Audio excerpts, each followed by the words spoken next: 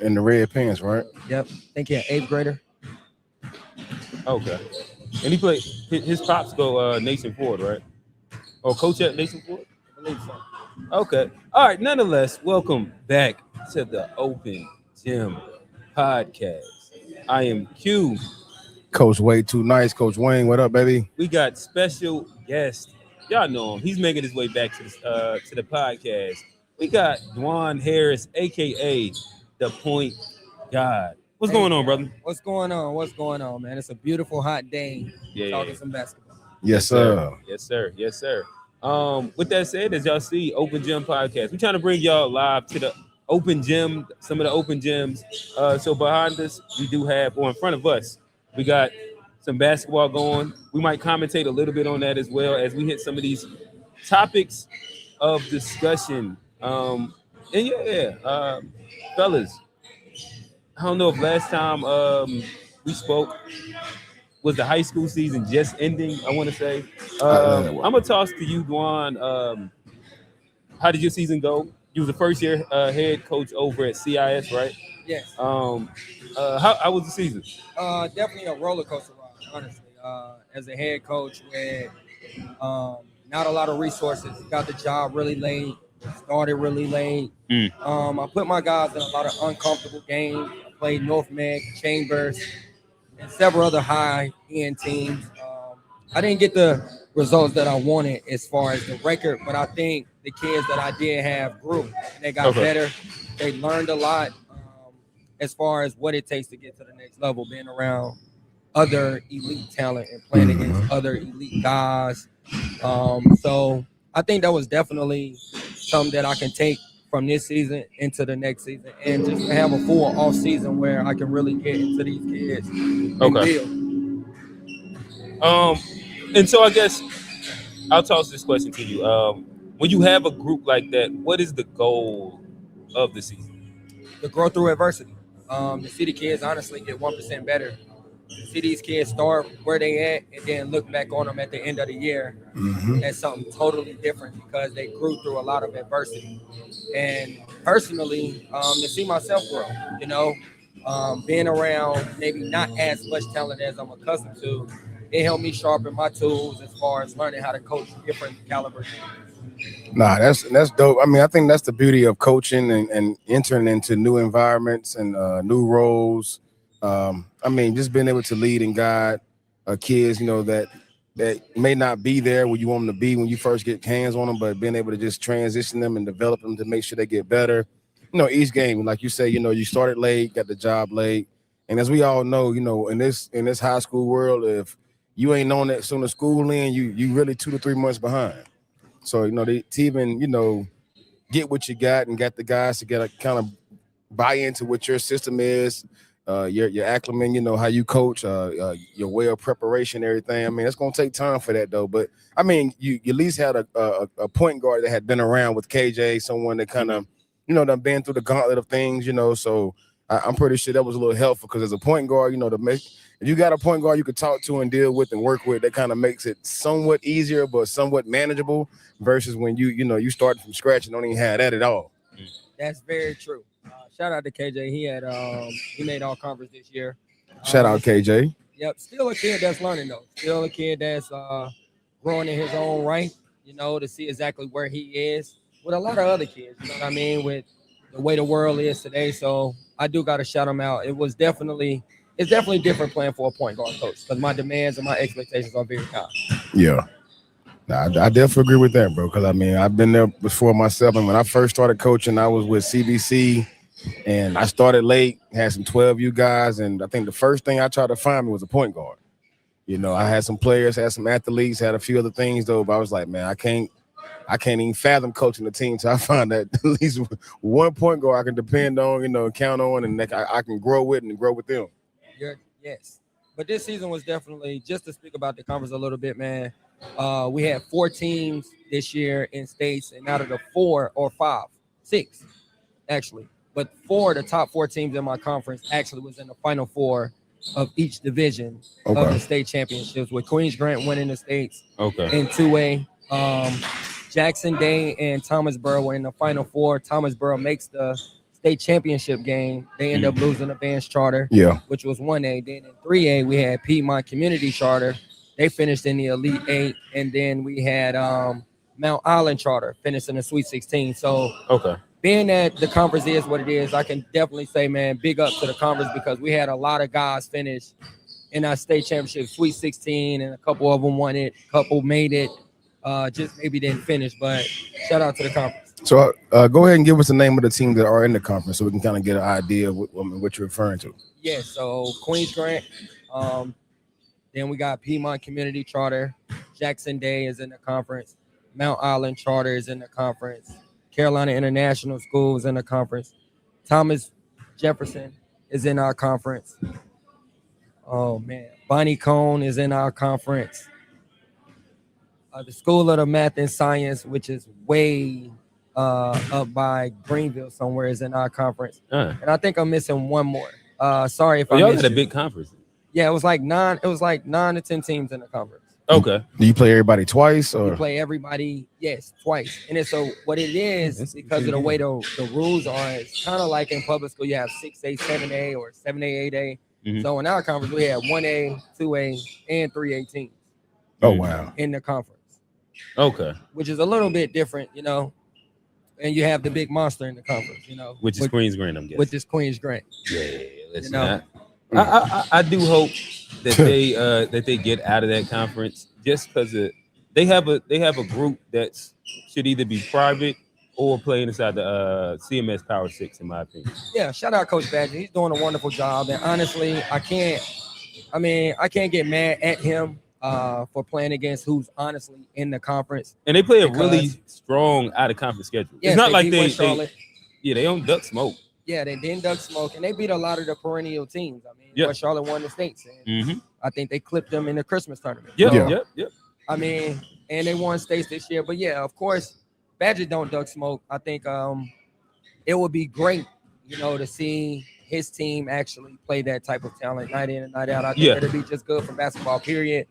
But honestly, you can't help who on the schedule or the conference that you're in. You true right about that though. Yeah. Shout out to him. It sounded like he out recruited his conference, to be honest. So last time, I think the beginning of the podcast, we had you. You was one of our first guys. Oh, not bad. I'm jumping ahead. I'm gonna set this question up in a second. Okay. Are you coaching AAU this year? We've known you for years. You've been associated. You coach Hustle. You coached CP3. Is there any other groups that you coach? That's it. Okay, all right. So we've seen you on the sideline. He had a sip of tea with Team United when we was in second grade. A sip of tea. A sip of tea. Okay. For sure. So are you on the sidelines this AAU season? You taking a break? At the moment, I'm taking a break. Okay. But if you do see me on the sidelines, it won't be a surprise. Okay. Gotcha. Okay. All right. So saying that to say, now I'm gonna lead to where I was going to. Last year, starting off the podcast, we had some heavy hitters coming. Dijuan was one of the first ones. When I most viewed, clips went crazy. I think that the point. It was one specifically about the point guard that went crazy. You had a few of them. We also had, maybe 2 weeks later, we had Cook. Cook pulled up, and he got in here. And so I was just now scrolling through the IG, and I said, oh damn, Cook and Dijuan did play. They matched up maybe a couple times with the EYBL circuit. They both was in the 2028 class last year, right? Yeah. 2028. So I'll ask you, how was that matchup? Those are two top tier teams last year, with a lot of top tier talent. How was it like being in that game?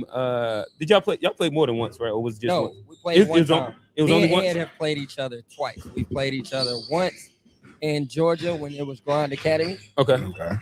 and we ended up winning by like 1 point. I believe QJ played on that team as well during Okay. this time. Is It that was a the lights morning out game? Is that It the was a- lights out game?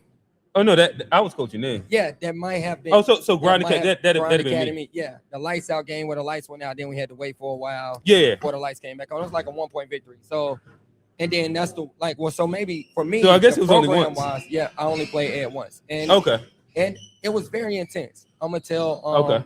And I gotta give Ed his props because he gets kids to buy into running through a wall, playing Mhm. hard nosed defense, being in the help, being in the gap, encouraging. And the intensity of that game was very high. They Yeah. beat us, and they beat us really well. They smacked Oh, us. matter of fact, that was the Oh, game. damn, for real? That was That that killing I the know I was courts. watching it for a little bit. That was but- killing the courts. Not that Oh game. no, he's Oh, talking not about that game? No, he's No. talking about last year EYBL. EYBL. Okay. They played. Okay, now I am remembering a little bit. This was like a part So of y'all the have. actual, So there's been this two was- games. This like Then Pete's it's been game. 2 games. It's been two games because the killing the courts Oh game. yeah, I do remember Wait, that. That wait. was the championship game. Yeah, that I was got fifth him there. grade when Yes. when Ed had just taken over that group, 2027. Because Yep. because Correct. remember JJ's supposed to play on that team with Cruz and all of them had Yep, went yep. to that team. Yeah. Yeah. So very intense. I love the way he coaches the game. You know what I mean? Like I said, he gets guys to buy into the defensive concept of basketball, Mhm. and they play for each other. Mhm. The group that he has, that group is a very hungry group.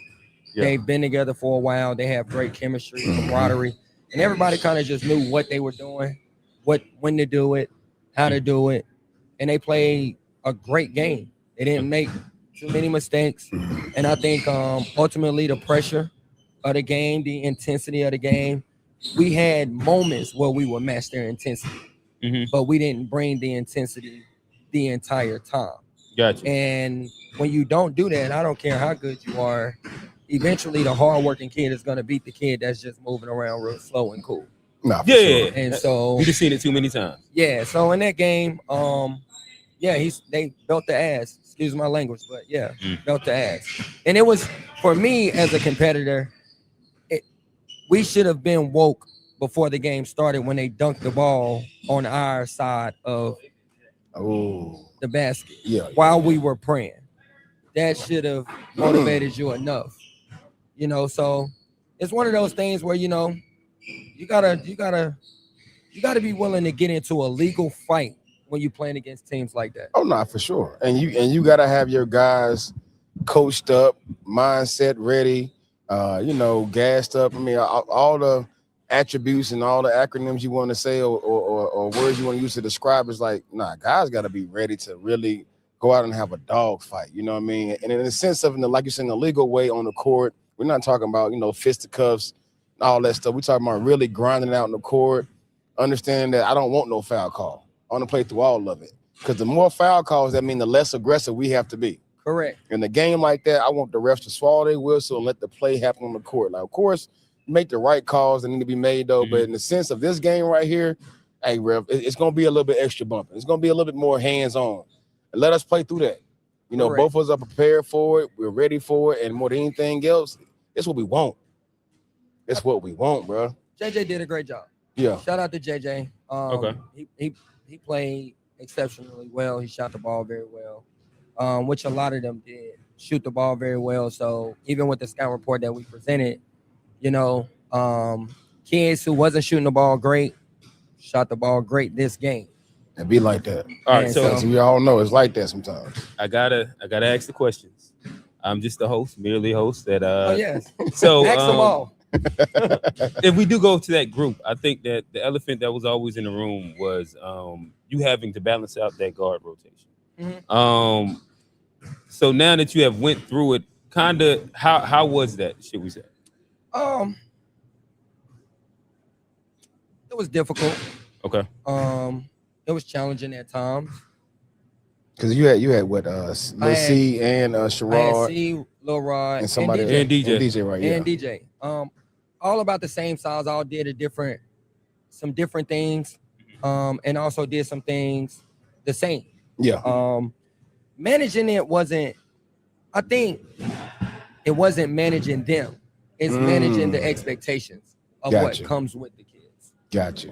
More so than managing them. Those are really, really good kids that they are all on their own separate journeys, Yeah. but all three different guards, you know?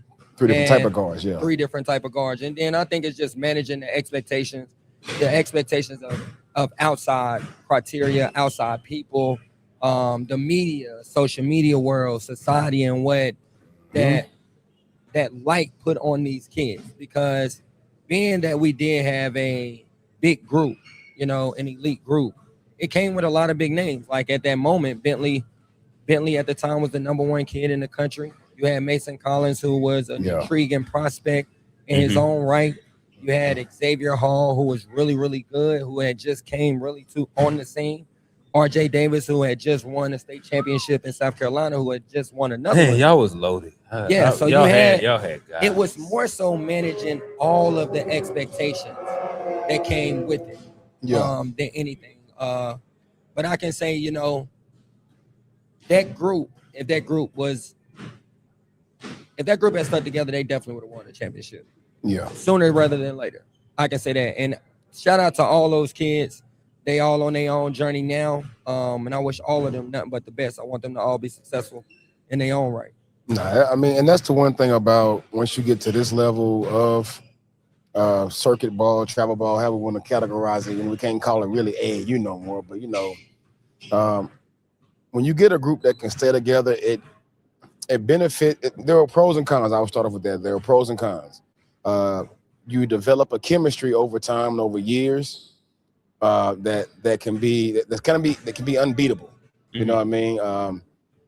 Knowing each other. It's kind of mimicking of a high school that's, you know, keeping guys from 9th grade through 12th grade. Correct. You able to do that if you're able to do that in the travel ball circuit, you're able to maximize the chemistry more than anything else. But I say when it comes to the cons of it is more so you outgrow that role that you may play with that group. Correct. And it requires you to, you know, have to figure out different ways to expand and expound on what you have grown with your game, the development, the work you put in, versus also keeping the team dynamic intact as well. Correct. So I feel like, you know, I mean, it's like I said, it's a gift and a curse. Like you say, you know, each of those guys are doing well in their own situations, moving on, going to different locations, different teams, and trying to, you know, expand their game to really put themselves on the map. But I agree with you. You know, I mean, you keep a team like that together. Who you know, I mean, sky's the limit, though. You know what I mean? Because we've all been in situations where we've had teams to where we like, if I kept that piece, kept this piece. Like we were talking about it earlier. You know, talking about Bubba out in California is like, yo, whoever would have thought that. I mean, even staying locally with RJ Moore. You know, he was on a team of mine that he was playing behind some kids right now. You'd be like, for real? Right. But at the time, you know, it just wasn't. He was developing, finding himself, finding his game, finding his confidence within himself, you know, to where, you know, he wasn't playing as much, to where you look back now, it's like he's kind of circled back around to finish up with Team United. Yeah, and if I could hop in, I actually literally just had a conversation about RJ Moore with a parent maybe 2 hours ago. Head coach of Venom, can't remember his name right now, but Ian Miller's son is playing with them now. And what we were talking about, which maybe this will derail us in a little bit, about the RWE tournament or thing that happened, and some of the fights and some of the things that lead to it, which a lot of times end up being parents and expectations, and then parents being their feelings, right? And what I was saying is that they got a good, like with the Venom, they got a good group of parents. You built a decent culture to where all of the parents, and I think sometimes it comes when you don't put the elite tag on it, where it's just like a basketball team, and even if you're good, the expectations is regular. And building it back up to the point, he had just got Ian Miller's son on the team, and I was telling him that a good thing about when you have parents, a lot of times, can't say this is always, but a lot of times parents that have done it and have played at different levels, where they have rational expectations for Yeah. their kid at that moment. And a lot of times, the craziest parents be parents that have a fantasy of what it's supposed to look like in 3rd, 4th, 5th, 6th, 7th, 8th grade. And now saying that to say, I was telling him about RJ and Ricky, where as Wayne was just now pretty much saying, in 7th grade, him and QJ was close to the same height, both skinny, small. He was coming off the bench, and him being who he is, played at UConn, ilk of whatever. National champion. He could have been turned up in them practices. He could have been hitting Wayne, hitting me. Like, why my son ain't playing? He hit the games where he played 4 minutes. He just chilling. He go to the concession stand, get his little popcorn, and win, lose. He's like, okay, well, I'll see y'all Tuesday. And that be something that comes with parents that end up having that experience to where they're not trying to get it all at one time, but also he allowed his kid to go through the process. And now the end result is RJ, 4-star, 5-star, like top player in the country type of thing. Yeah. Like I said, not to derail, but I'll toss it back to you. I will say, I mean, and kind of add to that, and to give Ricky Moore his credit, like we would do this thing on every Saturday and Sunday, and Q remember we would be at United Faith, and we used to have like basically what we call it boot camp Saturdays and Sundays. We'd be in there for 4 hours. You know what I mean? And he, as a dad and as a coach, he enjoyed just that process of understanding that all these kids are at different stages right now, but we're working to get better. And man, the talks we would have, I mean, having a dad like that around, for one, is just amazing. Let me back up. Having dads involved, period, was a blessing. Like I would say, I was one of the coaches that had a team full of dads, so I didn't have to deal with as much emotion coming from the other parent. It was more so dads were in the forefront. They were very supportive of their kids and all of the kids on the team, because not every kid there had that fatherly support, but we made sure we put that circle around them as well. Correct. So I'll say I'm very blessed to be able to coach a group of guys that had dads involved, because it made it so much easier at times. But also having dads like a Ricky Moore, having dads that have experienced different things on different levels, be it football, basketball, baseball, life, military. We had Josh, his dad was military. He had experience. So even the work ethic that went into his son trying to get better, you didn't have to battle with parents. Like he's saying, why my son's not playing? Why we're not doing this? He could be better than this kid. Why he's not getting the same opportunity? Like, we didn't have any of that, bro. And that's the beauty of having great parents and just understanding that it takes time. And like I always say, it's a marathon. Everybody's going to run it at different paces. Somebody may sprint and get there. Somebody may run at a slow pace. Somebody may be walking. But the end goal is to get to the finish line. So that's the beauty of all that, though. But yeah, I kind of derailed as well. But I just want to get at them props to them dads. And I agree. And this opportunity with what it is, bro. Because, as we try to get in this game and try to help these kids out, the last thing we need is to get backlash for just trying to help someone's kid. Mm-hmm. And what goes down with that a lot of times, like you say, these parents get so caught up in trying to live through their kid themselves, what they didn't accomplish, or they get caught up in the social media and the hearsay and the hoopla of how it should look. And there's no one blueprint of how it should look for any kid. So I'll toss to you. Having to balance expectation versus reality. Exactly where he's at. Have you had to deal with that as a coach? Where you have parents whose expectation doesn't meet the reality of where their kid is at, or maybe where the potential is?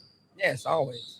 The only good thing about it is you can always, being that if you have a background in it, you can always go back to the things that really matter the most. And the knowledge. I speak to a lot of college coaches all the time, and I give them the feedback and the information.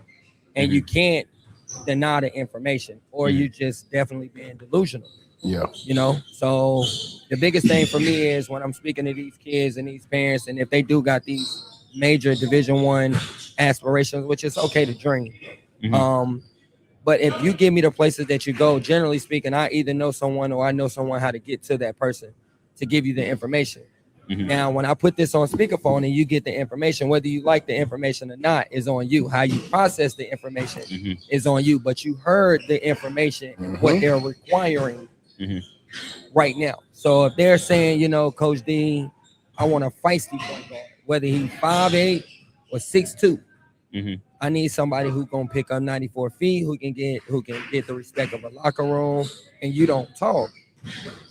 And he gave you the information. Then what do you do with expect? Exactly. So you know what I mean. I always go back to the information. I always get on my honest belief. You know what I mean, of reality. You know, if I always say, like, if I was a college coach, me understanding the expectations and what they're requiring, I'm gonna tell you why and why not. And what you do with that information is solely upon you. Man, that's almost like giving somebody the answer to the test and they still fail the test, bro. And that happens. And you will be surprised, but that happens every single day. That they'll still do it the social media and society way instead of just doing it the way that a coach that wants you to do it. You rather still do it the way that you perceive it to be done. Yeah, because that's what social media is doing. And I think a lot of people don't run their own race, like you said. Everybody is running the next person's race instead of their own. Yeah, and a lot of that comes from the household. You know what I mean? A lot of these kids are way more grounded without their parents around. Correct. Because they understand the outlook. They understand what it's like to be on that court and compete with these kids that, you know, they see on social media or their parents see. They know how it is on that court. You know what I mean? So it's a lot of times it's just the misperception of the parents. And they're putting that on their kid that basically comes out that way. But for me knowing and being around these young men and young women, you know, daily, been around this game a long time, man, a lot of these kids, they know what's up, bro. A lot of them do. A lot of them do. But I think it's so much pressure from the outside world and the critics and society and putting so much pressure on kids and NIL and I gotta go big time or I didn't make it. It's too much expectation on them to just kind of like living their own truth. You know what I mean? And I think that hurts a lot of kids' journey because they scared to honestly just living their truth. A lot of these kids, honestly, if their parents wasn't involved, wouldn't play basketball or any sport. They're kind of being forced to do something that they truly don't want to do because of the work part of it. They like the social media part, but the work part, a lot of kids don't really want to do that. And if you really had honest conversations with them, they would prefer to do something different. Nah, a lot of, I mean, and I've said it before, I mean, sometimes travel basketball ain't nothing but glorified friends or just paying to have friends because, you know, some of these kids, like you say, they don't want to put the work in, which is okay. Which is completely okay if that kid does not want to play a sport or play that level. You know, I mean, it is okay. But as a parent, you have to understand and have them conversations to know, like, hey, what do you really want?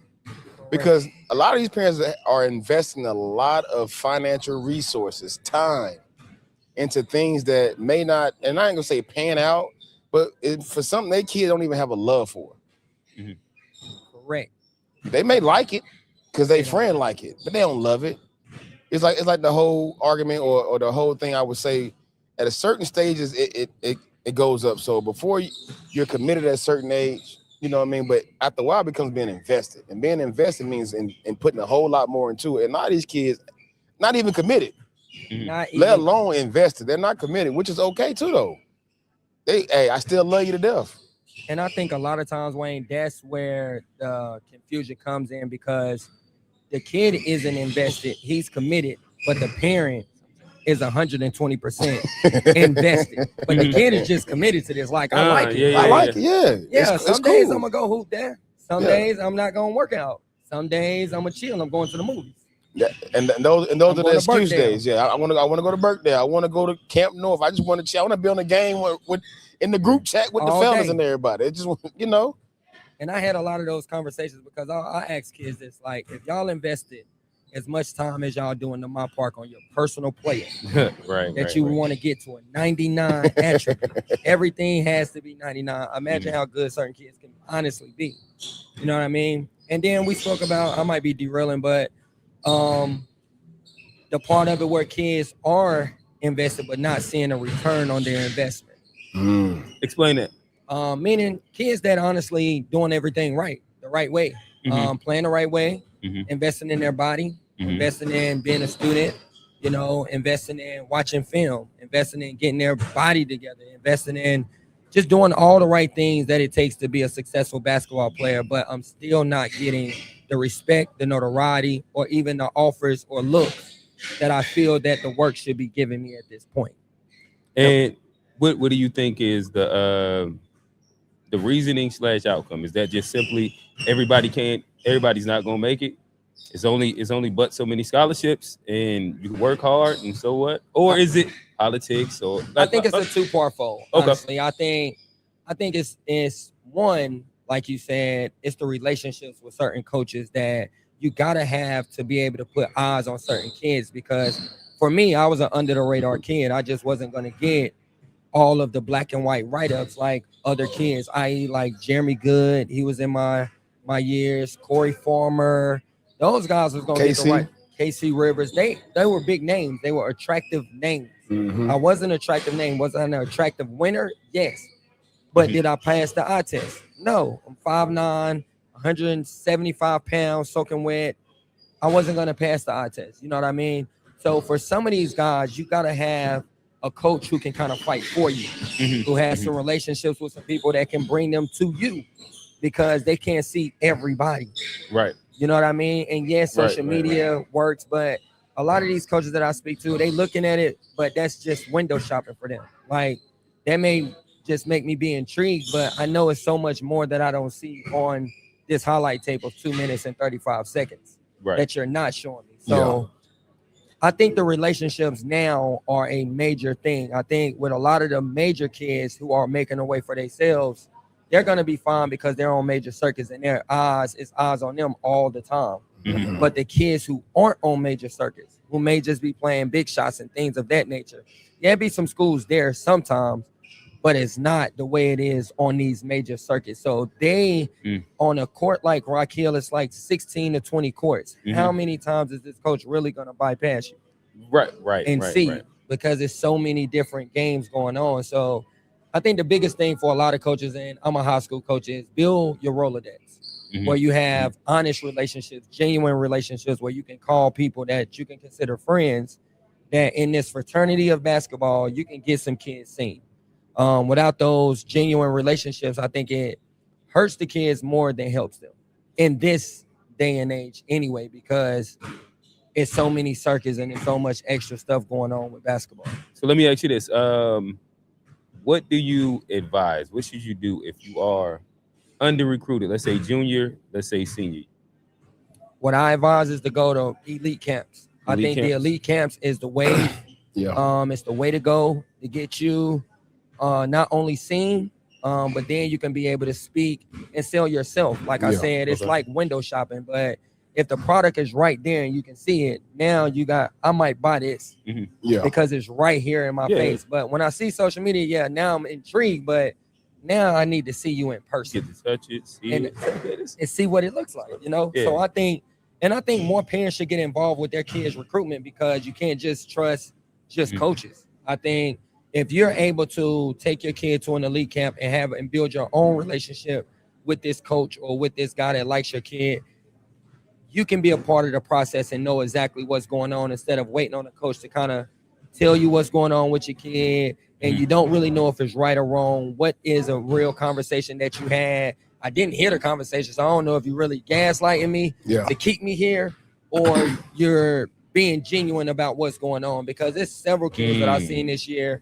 that I feel at least should have had major interest moving toward, I want to offer this kid. And they didn't get that. So, and they played at elite levels. So I think more parents should get more involved with the recruitment process.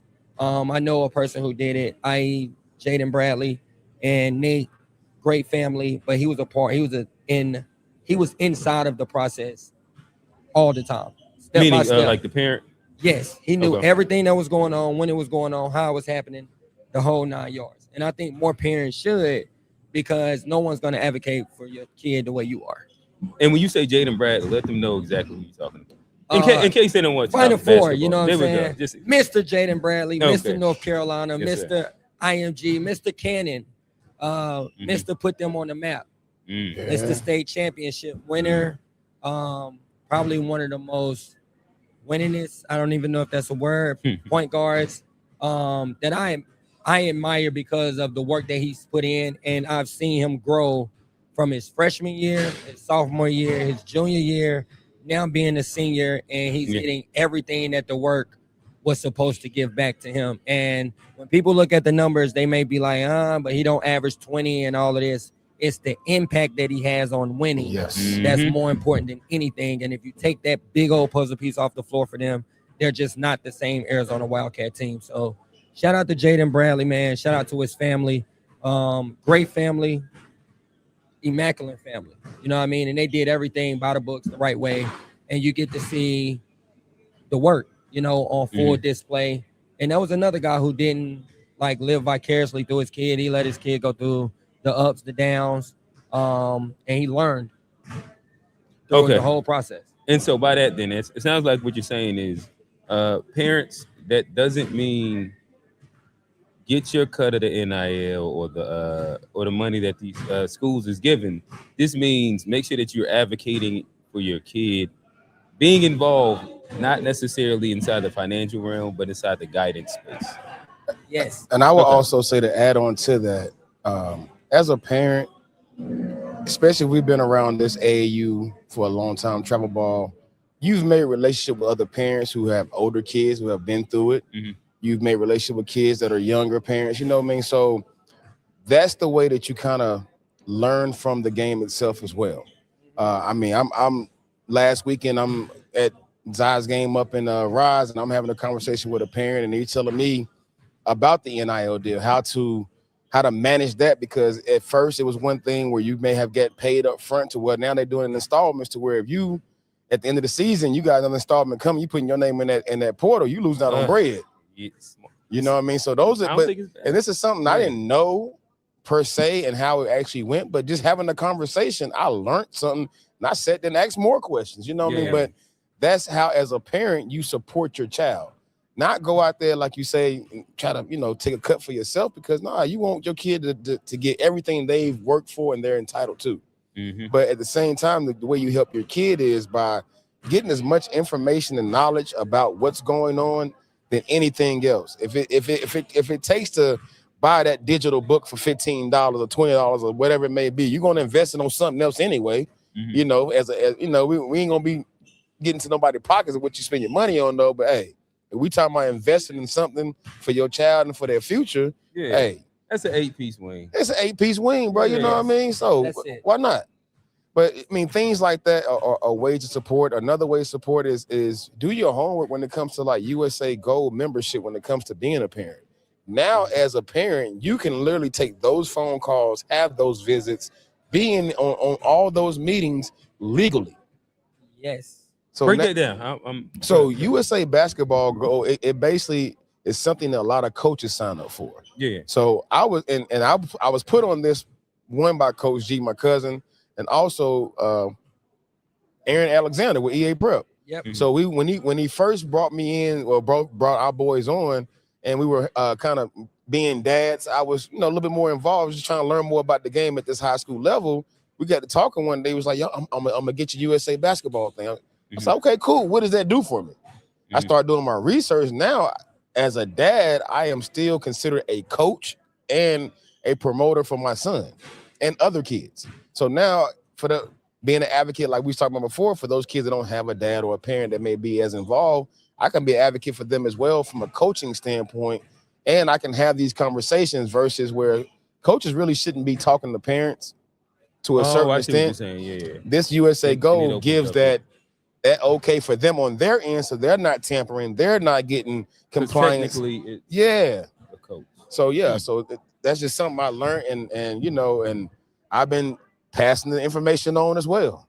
Another reason why that's very important, because then it helps a lot of you parents. It'll help y'all remove the middleman, meaning runners, agents, and guys that's really just soliciting your kids for nothing. Because what you don't know is, as an NIL, you don't really need a license to broker deals. At all. So if someone, a middle guy, you know, has a relationship with a school, he brokered the deal, he's gonna get a pinch of whatever your son or daughter was supposed to get anyway, because he's the one who managed the deal. So by being educated and understanding and getting the information, it helps you out, and it keeps your kids safe from these middle guys that think that, you know, they need a piece of the pie because they may have came in the 6th grade and gave your kid a free uniform, or I made a few phone calls here and there, something took like your kid that. home and then, you know, and picked them up, you know. So let me ask you, because you've dealt with, you just ran down the line of kids you had last year, which with a lot of these kids, eventually you start hearing that word agent. What is and what should be the role, or should there be a role for agents in youth basketball? Let's say grassroots high school. It's a thing right now. It's the Wild West, as you said. You don't even need licensing, anything like that. What is your thoughts on it? I think agency wise, I mean, it depends on your NIL, like your likeness and image nationally. You know what I mean? I think when you think there is talking some value to it is some value, but you don't necessarily have to have an agent to understand the black and white ink. You can have a good lawyer to understand how to read that black and white ink and know what you're getting yourself into. It doesn't have to be an agent. Agents come in and basically broker deals. That's the only thing that they're really doing, and they're getting 10% or 5% bare minimum off whatever it is you make. So to me, you don't even really need them. They're not a necessity if you have someone that you can trust that's a lawyer that can read contracts. And then you just need someone that's able to negotiate. That's why I always say, parents, if you do have special kids that you know that are going, then you need to understand the black and white ink. You need to have the knowledge and the wisdom, and have a team with you that you honestly trust that can get these things done, instead of just outsourcing it to these major agencies, and they're going to do what they want to do with your kid anyway. They're going to move them wherever they want to move them to, and they're going to make the moves for them. With certain agencies, it's a field thing. I think when you really trust somebody and someone really has your kid's best interest at heart, you'll be able to feel it. Most of these guys, they see the dollar sign in your kid. So in this world, what I've been told by several people, you know, both parties are being used. For sure. You just got to make sure that on the side that you're using, that you're making sure you know everything about how you're being used in return.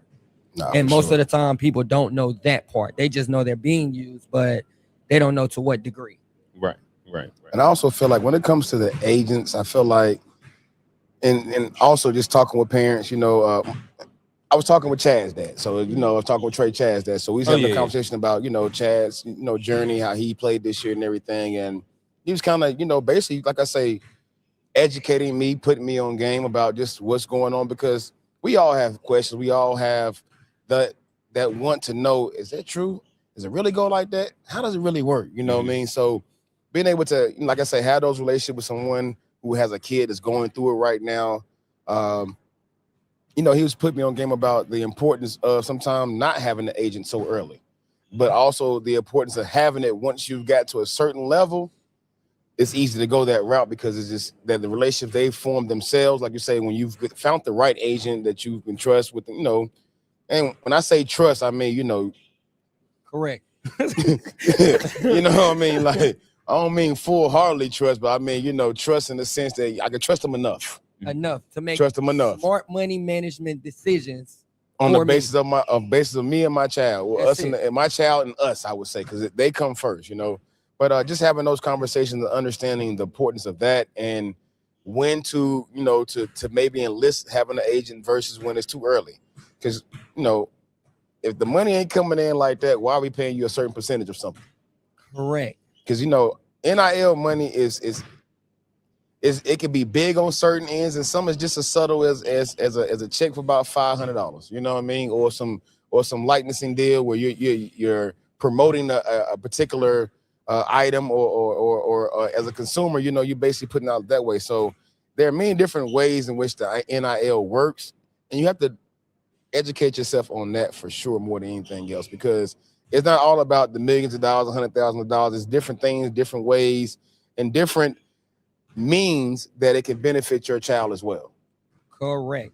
I think if I came up in this era, I would go to a mid-major school, do a job interview at my mid-major school, and I'll probably make the most money going from mid-major to a Power 5 than trying to go Power Power Five. 5 first. Yeah. This actually brings to I had an interesting conversation with somebody, and he gave this POV, and I thought it was interesting. He said, right now, especially the way recruitment is set up, what I advise kids to do is not necessarily take the highest scholarship offer that you have, but take a good deal and be the place that you're going to be able to play at immediately. Whether you have some Power 5 offers, maybe it makes more sense for you to take that mid-major, lower D1, where then you can get the film, you can play, have the numbers, and then you can quote unquote transfer up. Transfer portal allows you to move freely right now, so you can move up, and then now you have that $1 million deal. Now you have that $700,000 deal. What is y'all thoughts? I love it. I was gonna say. I love it. I got a kid, Jordan Marsh, was at UNC Asheville last year. Okay. Yeah, Played Jordan. This year at Southern Cal. Caleb Foster, all of them on the same AAU team. Jaden Bradley, Gregory, all of them on the same team coming up under Bishop. Yeah. Yep. Not to put GC the ballers. out, but six-figure deal. Yeah. From Asheville to Southern Cal, six-figure deal. Now the kid who was here at Olympic 2 years ago, Cameron Taylor. Cam done played his way into the bread. But he took what was available and he took the situation that allowed him to get on the court the quickest, let my game show, and go from there. And that's what I think that's the easiest way. You know what I mean? For a lot of these kids, I think if you really want to maximize your money, maximize your potential, and play right away, for most guys coming out of high school that may not be the McDonald's kids and all of this, take the school that wants you, not the school you want. Yeah. And I think you'll be successful taking that route than trying to chase something that's not really going to be there, because you'll end up lower than what really wanted you. Nah, it's funny you say that, because I actually reposted when we had and I wasn't a part of the interview. I was actually coaching at the time, but we was doing the Oak Hill joint over at West Meck, and Coach Steve Smith got on and he talked about that per se. He said, I had some guys that, that had some offers and didn't take them. I told them to go and take that offer. It was something lower, but they wanted to wait around and they ain't have nothing. Correct. So you got to realize that sometimes you got to take what's available to you. Like you say, it may not be what you want in the moment, but it may be what you need in the moment. Correct. You know what I mean? So the ability for me to get on the court, be it JUCO, D2, the low or mid-major D1, and they're offering me the opportunity to get on the court right away and showcase my talent. That coach has been recruiting me hard. Oh, no. I'm going to take that over waiting to hear from that coach that's done lost 3 transfers at the end. Somebody done decommitted. Somebody done went to the lead the last second. Now, hey, you still want to mess with us? That means you're not that top talent. You wasn't their top choice in the first place. No. And at the top schools, they're going to get transfer kids year in and year out. So you probably going to get the bad end of the stick anyway. If you go to a Power 5 school and you don't produce right away, you're going to be in the portal. And that's what we have to make sure that we are reiterating for these student athletes coming up, because we all done came up with the Duke, Carolina, Kentucky dreams, the blue blood dreams of basketball and football, LSU, the Alabamas, all that, the Miamis, but at the same time, it may not just be in the plans for you right away. It ain't too many Slims out here. No. Shout out to Slim, man. Shout out to Slim. Shout out to his mom too, because it ain't too many like that to say, son, you're going to have to fight through some adversity and we'll see you on the other side. So you mentioned Duke earlier, man, it ain't too many kids that's doing what Slim did. Like, that's just not the norm. And I'm actually glad she talked about that on that interview and the way she did and brought light to that situation, because as a parent, I experienced that myself, where the other parent was so adamant about our son playing varsity at a certain place his freshman year. First, he just being on the court and getting better. So we went back and forth, and of course he ended up where he is right now, because we had to make the best decision what was for him at the time, and still is for him. But in that moment, you know, and I get it, and that's just the beauty of having involved parents and not everyone on the same page and not knowing all the information of how it goes versus Correct. understanding that it's cool to run the marathon. It's cool to take the route of playing JV. There's nothing wrong with that. Ooh. There are so many guys, girls, women that have that story of, yeah, I played JV as a freshman. Some of them even played JV as a sophomore. You know, I've seen some that played JV as a junior and still ended up flourishing later on. It's just the time and the place, and you know, making sure that you actually are taking the right steps and doing everything the right way. You can't skip steps. And when she gave that interview, and it showed a true light on how you support your kid the right way versus, like she say, well, he ain't playing right. Let's go to the next school. Go to the next school. Go to the next school. Like we know guys that have been to 5 different high schools in 4 years. Yes. You know what I mean? Still searching for something. It's still searching. It ain't there. 5 different high schools, 3 different colleges in 2 years. You know what I mean? It's like, you know, eventually you have to sit and use it to buy in and put the work in. Correct. Eventually, somebody has to just be that person and be like, hey. Yeah, it's no perfect situation. It's no perfect situation. It's rare that there's a perfect situation that's just handmade. And even if it is perfect, it's gonna take some extra work to make it perfect. It's not gonna start off perfect. It's not gonna start off peaches and creams and ice cream. You know what I mean? You're going to put some work in eventually, wherever it is, to make it a perfect or semi-perfect situation. That's very true. Because it may be perfect going in, that coach may be fired. Facts. And now that perfect situation that you thought you had ain't so perfect no more. So yeah, you know, definitely parents, you gotta just relax. Relax. That's the biggest thing. Relax. Especially these babies in elementary school. It's okay. Relax, y'all. We done been there. Been there. It's okay. So okay. As we speak about relaxing the babies, we had an emergency podcast. What was that, like Wednesday? No, it was yesterday. Was it yesterday? It was one of these few days.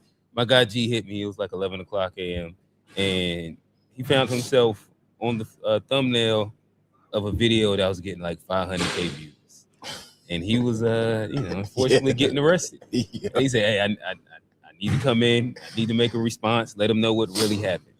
Coming straight to face out. Right. It did lead to a very interesting conversation about emotional intelligence as parents and being able to control yourself. I would like to get there, but before we get there, there's this new big thing that's been happening inside the AAU scene, which kind of jump-started all of this. It's this new thing where they get all the super teams together, the showcase thing. RWE is one of them. Drifty Elite is another one. What is y'all thoughts on this? Is this now making AAU a circus? Is this good? All the kids get to come together. The little kids get to sit front row, and it's like a whole little experience. What is y'all thoughts? I'm gonna toss it to you first, Juan. It's the changing of times. Okay. You know what I mean? It's kind of like this social media wave. It's the changing of times. Do I necessarily agree with it? Because I was actually at the RWE. Okay, you was there? Yeah, it was just a bunch of nonsense going on. Okay. But I was actually there, and it's the changing of times. And you know, do I necessarily like it? No, I'm not a fan of it at all. It's not even real basketball. It's more entertainment. Okay. And so it's really about the entertainment. And if they just presented it as that, then I think everybody would accept it, that these aren't real basketball games. This is strictly for the youth to come out and be entertained by people that they see, that they feel that are special on the internet. The guys that got a lot of followings, and the guys who dunk a lot and has a name for themselves. It's more so about the kids. Wait. And the entertainment. Wait a minute. You heard right? Yeah. You know, that's exactly. And honestly, no disrespect to anybody. I saw the roster for RWE last week, and I'm like, these are local Charlotte kids. Yeah. I mean, if we're gonna call a spade, one played for Chambers, another played the Drifty game. Kahari plays for West Charlotte, but the RWE team was full of Like, And what I will say, because Charlotte kids. I don't want to drag too much. They did hit me up and they held the tryout here. It's cool. But what they did do was they did. I'll give a quick rundown of how the whole thing happened here, in which I was like, it's not bad. So this might have been like last Wednesday, maybe no, it was like 2 Wednesdays ago. Yeah. And I got a random call from WhatsApp, and I pick up, and it's Cam Wilder's representative, and they don't say anything about RWE tryout. They just say, hey, he's keen on the space. He done seen it online.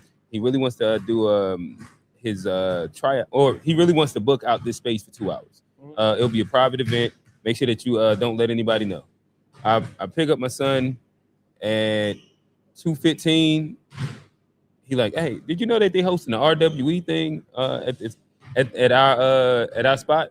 I was like, well, of course I know. How do you know? But what they did, I guess him or intern or somebody, they got a lot of kids, or maybe it was like a group chat with like 30 kids that all was all inside the Charlotte area. And he made a group chat with them, sent out the information, was like, hey, pull up, this is the tryout. I know a lot of kids wasn't able to come, just like my son, he wasn't able to come because they had open gym that day, or workouts or something that day. He had he plays for a team inside Winston-Salem, and they had 2 a days. A-Wig, yeah. And so he was like, nah, damn, my legs is done. Because they had a Friday, then they had 2, they had the boot camp thing that teams do when you got kids from everywhere. So you play, you go up on Friday, then you practice Friday night, and you got a Saturday morning, then a Saturday afternoon. And so RWE was Saturday night. He was like, nah, my legs is done. I'll be all right. And I was like, hey, cool, I respect it. But yeah, so it was an interesting mix of kids that came in. But what I did think was interesting, which was cool, was like he did tap into the local market. He brought some other kids, but then with that big following, because I don't think Carolina courts understood what he brings, because them kids love him. And like they didn't know who he was. They didn't know who he was. You could tell. And you could tell. He did put a spotlight on some of these local kids that might not Yeah. But question. So this is what I'll say. Great spotlight. Okay. For what though? Okay. Social media. Right.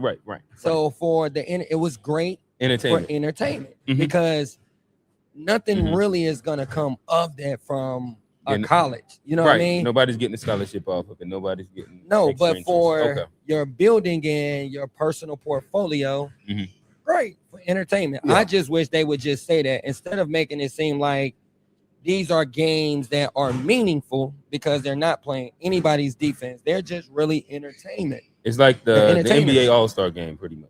Yes. I would say Olay defense. It's worse. It's more comparable to, y'all remember this right here, Rock and Jock basketball from MTV. Yes. It's more comparable to that. It's like a few stars that have a following that you want to see play some basketball. Okay. You know what I mean? And yes, I haven't caught none of them. I don't be caring. Well, to watch one thing highlights. I will say, he's changed the format, because before they were rocking with like older kids that was like out of school for a while when they first started up. You know, so he's actually taking a stance to try to be more in tune with whatever event is going on with it, to not obscure the event, but at the same time, like by them actually entering into the tournament and playing, you know, he was trying to not obscure the event itself and just be a part of it. But I'm also going to have my team that everybody wants to see, but within the confines of your tournament, I'm just going to go out and win it. And that's exactly what he did. Well, he tried to. He got shut down. And you know, parents. It was bad though. I was there. It was another competitive game that people probably didn't even talk about. That was next door. It was 1 of 1. Battle Bucket versus Forever. Saints. Forever Saints. Forever Saints. Who are some kids that stuck out to you? I don't even know this kid, but his last name was Henderson. Never had seen this kid. He was about 6'3". Is he from Battle Bucket? Battle Bucket. Is that the MJ kid? No, he's Glad. His last name is Gladden. Oh yeah, that's him. Gladden. Gladden. Yeah. Can dunk. Yeah. Athletic. Yeah. He's really over nice. Is he at Statesville? Yeah, he's at Statesville. I think he won Player of the Year in that conference. Yeah. I think his name is Jim. He plays at South Met. Yeah. Oh, Gatehouse. Yeah. I like Gatehouse. He's a guy. You know, unfortunately, he plays the game the right way. He put our boys out. He's athletic. He can hit a bucket when it's needed to. He put y'all boys out. Yeah, he put us y'all out. put y'all stuff out. Mm. But that might be And the up room for goes another quiet. podcast. Okay. Hey, listen, I'll start the part enough to say, give us your take. What is your thoughts? I mean, You're a basketball I guy. don't You think watch they film. beat y'all. I think y'all beat yourself. I'll just put it as easy as that. I don't think they beat y'all. I watched the game. Okay. I think y'all beat yourselves. I think those sentiments would be agreed upon from those around it as well. You know, in the sense of like knowing where that team should have been and what their ceiling was versus what they showed that night. I mean, I'm pretty sure that the powers that be around that are in agreement with that as well. I thought y'all had like a bet on the game, like on Prize Picks. Oh, there you go. When I pulled seen a tray on us now. When I seen y'all picking up at half court, Uh-huh. If I heard a team called South Meck and never seen them play, I would have said, man, they probably moved the ball. Probably a bunch of shooters. Sounds like a rich South Meck. Right. That's exactly what I would, not knowing anything about them. That's what I would have said. And then I would have heard Chambers. I'm like, oh, they must be getting to it over there. This team right here. So for me, I would have guessed that the game would have probably went like, oh, they pressured South Meck until they could not pressure them no more. And it just, they broke them. Yeah. They broke them. They made them submit and they won the game. That was my expectation when I heard the game. When I heard y'all lost, I said, what? I have to go look at this. And then I seen y'all picking up at half court. And I said, oh, they picked them apart, backdoored them, bunch of slow offense, made shots. And then Jim, is this Jim? Yeah, Jim. And then Jim had to be a guy. You know what I mean? He just needed to make plays. He made timely plays when they needed them. Yeah. Yeah, it wasn't like specifically dominant. It's just when you looked up, it was like, oh, that's 23. He made a timely plays. But I still go on record to say, shout out to Frazier, but he has had a run of elite talent like no other school in CMS, probably in the last 7 to 10 years. That's a true statement. A lot of talent has definitely come through Vance/Chambers in the last 7 years. It's funny, we actually had a conversation, and that may be a new feature we may be having on Open Gym podcast. I've actually thrown the rod out there, and Coach said we might have to do something with that. Might have to do something. That's good. So that'd be a great opportunity for not only just to dispel that, but just also give opportunity to show his basketball acumen. Where he come from. How he got to where he is right now, and let him speak from his own mouth. Correct. I think he played at Catawba though. Yeah, he played Catawba. Yeah, for sure. Yeah, played at Catawba. I do remember that part. So yeah, that'll be something in the future as well that we definitely can see we can get out there as well though. But that's that the way that game ended and the way the playoffs ended for that group at Chambers, it was hard for them just from inside, been working in the school and being a part of the athletic program, but also having a son. It was hard to see them watch, in a sense, their championship be won by someone else. Oh, it was definitely. I told my son, I say, listen, how this is set up right here, this is gonna be the easiest route that y'all gonna get. Was Terrell Brown the last Vance championship? No, actually, Terrell, he missed it. It was the next one. Lowen Ray, VJ Fell, Sam Hennett, the twins, Brian Greer. Was that the last one? That was the last. That was 03. 03, yep. 23 years. Yep. 23 years. Yep, it's been some time.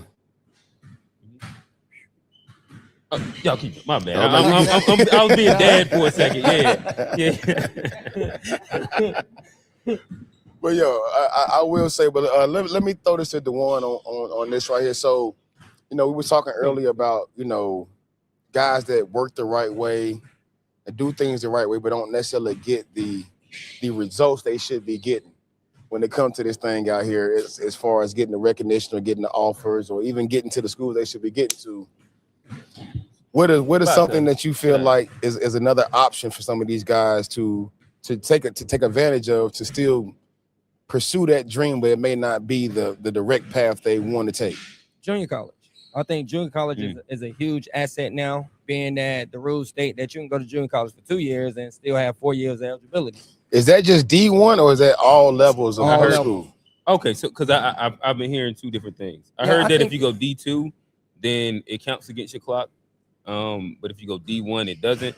But you're saying that it is regardless. Yeah. Yes, from my understanding, it is regardless. Unless some verbiage changed from that time to now. But I definitely think JUCO, even if you did 1 year JUCO, you still got three. Say you went D2 and you only had 3 years left. You still got 3 whole years left. But I think if I'm like one of those fringe kids, I'll go to JUCO, get a chance to play against some really good kids, some grown men, some hungry people, guys. Hungry bodies out there in JUCO, baby. But you got to go to the right JUCO now. Don't just go anywhere. Okay, it won't work. And then, so can I toss you? I feel like you was getting to this before the cameras rolling. I'll frame it inside the idea of senior year, no offers. What are the decisions that should be made? What are smart decisions, bad decisions? I know that you had started off. There was some critique about specific or certain kinds of JUCOs. Talk to us. Yeah. So, and this is good that we're speaking about this because I was a JUCO product. I was a senior with no looks. My first scholarship came from Robert Perrin at Pfeiffer University. Okay. And I went up there. I played against Mario Greer. A lot of y'all probably know who that is. I do. Yes. I do. Bucket getter. Listen, that was his team. Sure. Yes, that's how I got my scholarship. I played against them. I tell everybody the same story. I beat his team. They would only go to 3 at Pfeiffer because they play so fast. You only go to 3 points. Yeah. I was a high school senior. I beat his team. Okay. When I beat his team, it kind of gave me, some extra attention from the coaches. Then I ended up getting a scholarship from them. Now, mind you, Mario did make me stay after, and we played one-on-one, and he beat me bad. Oh no, he did. He gonna get that dub back now. Yeah, he took that very personal. But I end up signing there. They didn't let me out of my NIL because Coach Perrin, who recruited me, ended up going to Charlotte. Mm-hmm. So when he went to Charlotte, I didn't get released from my national letter of intent. Okay, NLI. Okay, yep. Got you. I was about to say they was giving you money back then. No, I wish they would. Okay. I wish they would have. I would have got paid. Yeah. Wes, holla at me. Yeah, so when they didn't let me out, I found in the verbiage that as long as you don't go to school in the first 14 days, then it's a voided letter of intent. So as long as I didn't go to the school in those first 14 days, which I didn't, I chose the JUCO route because the coach that recruited me, only guy that sat in our living room, only guy I ever had spoke to was Coach Rob Perrin. When he left, it kind of took something away from me because I know you commit to a school, but you commit to a relationship too. Mm-hmm. And I think coaches don't truly understand that plays a major part in why I even wanted to go to this school is because of my relationship with this coach. Mm-hmm. So then I found in the verbiage, the first 14 days. So I started looking at JUCO routes, and I was educated that if I was going to go to JUCO, because it was JUCOs in North Carolina that I could have went to, but it wasn't a high major JUCO where colleges were going to come see me and give me an opportunity. Could you break that down for the audience? Yes. Difference between just regular JUCOs, local JUCOs, high major JUCOs.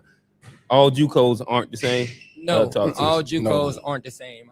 The major JUCOs are always probably are in Texas, Midwest, Kansas, Utah. Florida. Yep, Utah. Those are going to be considered your major JUCOs. If you're going to a JUCO local in North Carolina, you're from North Carolina, no disrespect to those junior colleges, but the numbers will tell you that they're not sending too many kids to the next destination. So, very few. I mean, Lewisburg would probably be one of the probably Lewisburg and Spartanburg Methodist, I say would be the two. And not to cut you off, but to add on to what he's saying is there are divisions in JUCO as well. So there's D1 JUCO, there's D2 JUCO as well. So we talk about levels to it. That's what he's referencing, levels to of that nature. Yep. So that year I went to Hillsborough Community College JUCO, which is in Temple Bay, Florida. And the conference was Chipola, Central Florida. So it was a lot of like Division I prospects that night in and night out. I was playing 4 to 5 Division I guys every game. And at that time, I was 19 years old and they were 21, 22, 23, you would have military guys that would come back. 26 fresh out the pen. Yes, 26-year-olds. But that's how I kind of got back to Charlotte, because I went to JUCO Nationals. I played very, very well. And they came back, and I went from a senior with no offers. Only school had offered me anything was Pfeiffer 2, then having 8 or 9 offers. Purdue offered Ohio State, East Carolina, App State, Charlotte, and several other schools had offered me scholarships. But I did 1 year JUCO, and the same schools that wasn't recruiting me, I mean, a lot of schools came back and recruited me. So JUCO is definitely a route to go. You just got to be educated and knowing where you're going to set yourself up for success. But if you do know where you're going, then I think JUCO is a route that if I'm a senior early on in my high school career, if I'm going into my senior year right now, first I'm betting on myself this summer to see what happens. I'm not selling myself short, so I'm doing all of the right things right now to set myself up for success. And then going into my senior year, I use this wave I created to make sure my coach and my parents and me are aligned with the vision that we have going into my senior year, because this is my last 365 days, so I need to make the best of it. And then carry the torch on throughout the course of the year, but being educated on different plans. But I think a senior right now, the biggest thing is going into your senior year. I think before your summer even starts, you need to know what's your vision, and what's your vision for your high school coach. Like, what vision does he have for you, and what things can he do to assist you along the way? How hard is he working to make sure that you get to where you're trying to get to too? Because it is a two-part fold. He has to be working just as much as you have to be working as well. Okay, so we're in a good space, which I think that it lends to a couple different places. So right now you're speaking about being a junior. We started off at seniors, under recruited. Now you're talking about juniors. What is your thoughts on the junior year reclass? So junior year, you're under recruited. Should you play it out, bet on yourself? Do you reclass? This is a question that a lot of parents are thinking. If you have a kid that's under recruited, maybe you think that they should have better looks, or right now it just hasn't been the right moment. What's your thoughts? My thoughts is another thing that I did. Okay. So this is from prior experience. I was a junior. And like I said, I was playing in a very competitive league. I was at Miles Park. We finished Sweet 16 that year, but I had I wasn't getting letters, no interest, no nothing. You got to think the times has changed so much from when we played that the only thing you had was the Charlotte Observer. You played for having your full name, not last name, not just the last name, because you was a Rudy Poo. If only thing you showed was your last name, you had under 10 points. You had under 10. Yes, sir. Despite what y'all highlights show, you had under 10. But see, now y'all got the highlights to kind of space your little 8 to 10 out. Yeah, maybe especially if you get the layup line, and if you get the layup line in there too, man, spacing out a 30 ball. They killed me with that part. Had a warm-ups in there. Crazy, y'all need to stop that, man. Can't stand them tapes. But yeah, I transferred to Victory from Miles Park, my junior year. Victory Christian. And reclass. And I played with the likes of a guy named Antonio Smith, who was getting recruited by everybody. Jerry Hollis, who ended up going to the MEAC, but could have went way bigger than what he went to. Did he reclass? He was a reclass too from Garinger. Jacoby Simpson was there. Andre Cornelius, who went to George Mason, was there. Myself and others. So that definitely is something that I would say, honestly, to me, is the cheat code. Hey, you know what? Not to cut you off, but I just thought about something now. So my senior year, my freshman class was probably the best in the city. And of those freshmen, 2 of them reclassed. So we're talking about a freshman class of Casey Rivers, who you mentioned before, Darnell Mack, and Jerry Hollis. They were all freshmen when I was a senior. Okay. So all of them left. So Casey stayed his sophomore year at Independence. Darnell, I think, played his sophomore year. Jerry left and went to Garinger. Jerry reclass went to Victory. Darnell reclass went to Statesville. KC left and went to Oak Hill, but he did not reclass though. Ended up going to Clemson. He was the only one of that class. But I just realized that all 3 of them were in the same same school, in our same practice, my little bros end up going to do big things in all different ways, but two of them reclass. Jeremy Good left Garinger, reclassed at Providence Day, ended up going to Mount St. Mary. Going to Mount St. Mary. Mike Kieris, he was at Garinger. He reclassed, going to Mount St. Mary's. So, I mean, I definitely understand that part of it, especially a junior. And because I know it's a lot of that happened this past year in the Charlotte area where a lot of juniors that we thought, hey, they were on their path to just getting up out of here. Well, they decided to get another year for whatever reason. And I mean, and from the outside looking in, from a person looking at their situations, you don't understand why all the time. But then you look at the long term of it, speaking from guys I've seen, just had a thought process like, damn, they did reclass. It all worked out. It worked out for them. Now, it may not always work out. Correct. It may not always work out. And you got to understand that's just that goes along with the decision you make to do that. And you got to live with that decision too now. Correct. The product always still has to be the product. I would say in two cases to speak, Coach Frazier, I love you to death. Okay. Not to take nothing away from your team, but the two parents that I have that I'm able to speak to now, if I had a suggestion, if I had suggested anything, I would tell both of them to reclass this year. That would be my only personal suggestion, being that I think the things that they accomplished this year, to be able to have that junior year back, understanding that they are now so much more mature mentally and where they're going, it will only be more beneficial to show who they are as juniors again, maybe in a different space, and nothing to take away from, again, Chambers at all. I'm just using them as an example, so I don't want anybody to think I'm trying to take them out of the schools. But I could definitely see them reclassing and then going from very well respected to, dang, they got 6 or 7 offers now. I think that like as a parent, it's just something that you have to consider. But I will say with my son, with QJ, when I haven't approached him about like reclassing, but the idea, what he said, I want to run it back. So that is something I did take in consideration. Like somebody else was asking me, and he said, I want to run it back. So right now, I if I'm just being transparent, that's pretty much where we're at right now, because of that's what he told me. And they are like, these kids, he's 17. Like there's a space where yeah. For sure. I can lay out as much information as I want, but this is also a piece of like your journey to make your decisions. Correct. But yeah, I think that especially looking at the landscape of college and recruitment, when you look at the transfer portal, how that by itself has changed, but then you have the Euros that's coming in. Then you have this G League thing that they're figuring out still, to where high school kids end up being number 3, maybe 4 when it comes down. 5. Last. Yeah, because my bad. I ain't even. Yeah. D1s, D2s, JUCOs, Euros, and then they're gonna consider. And everybody is right now thinking about bigger, stronger, faster.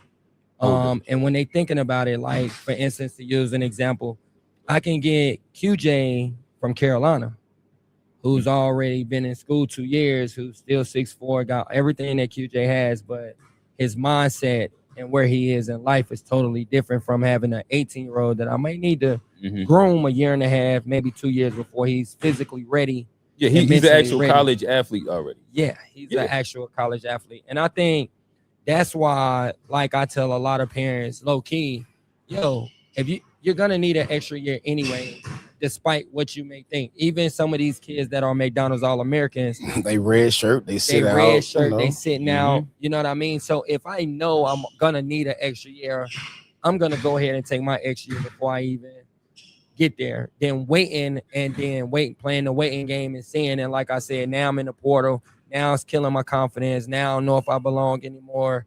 Now I'm fighting a mental battle and I'm not playing. You know what I mean?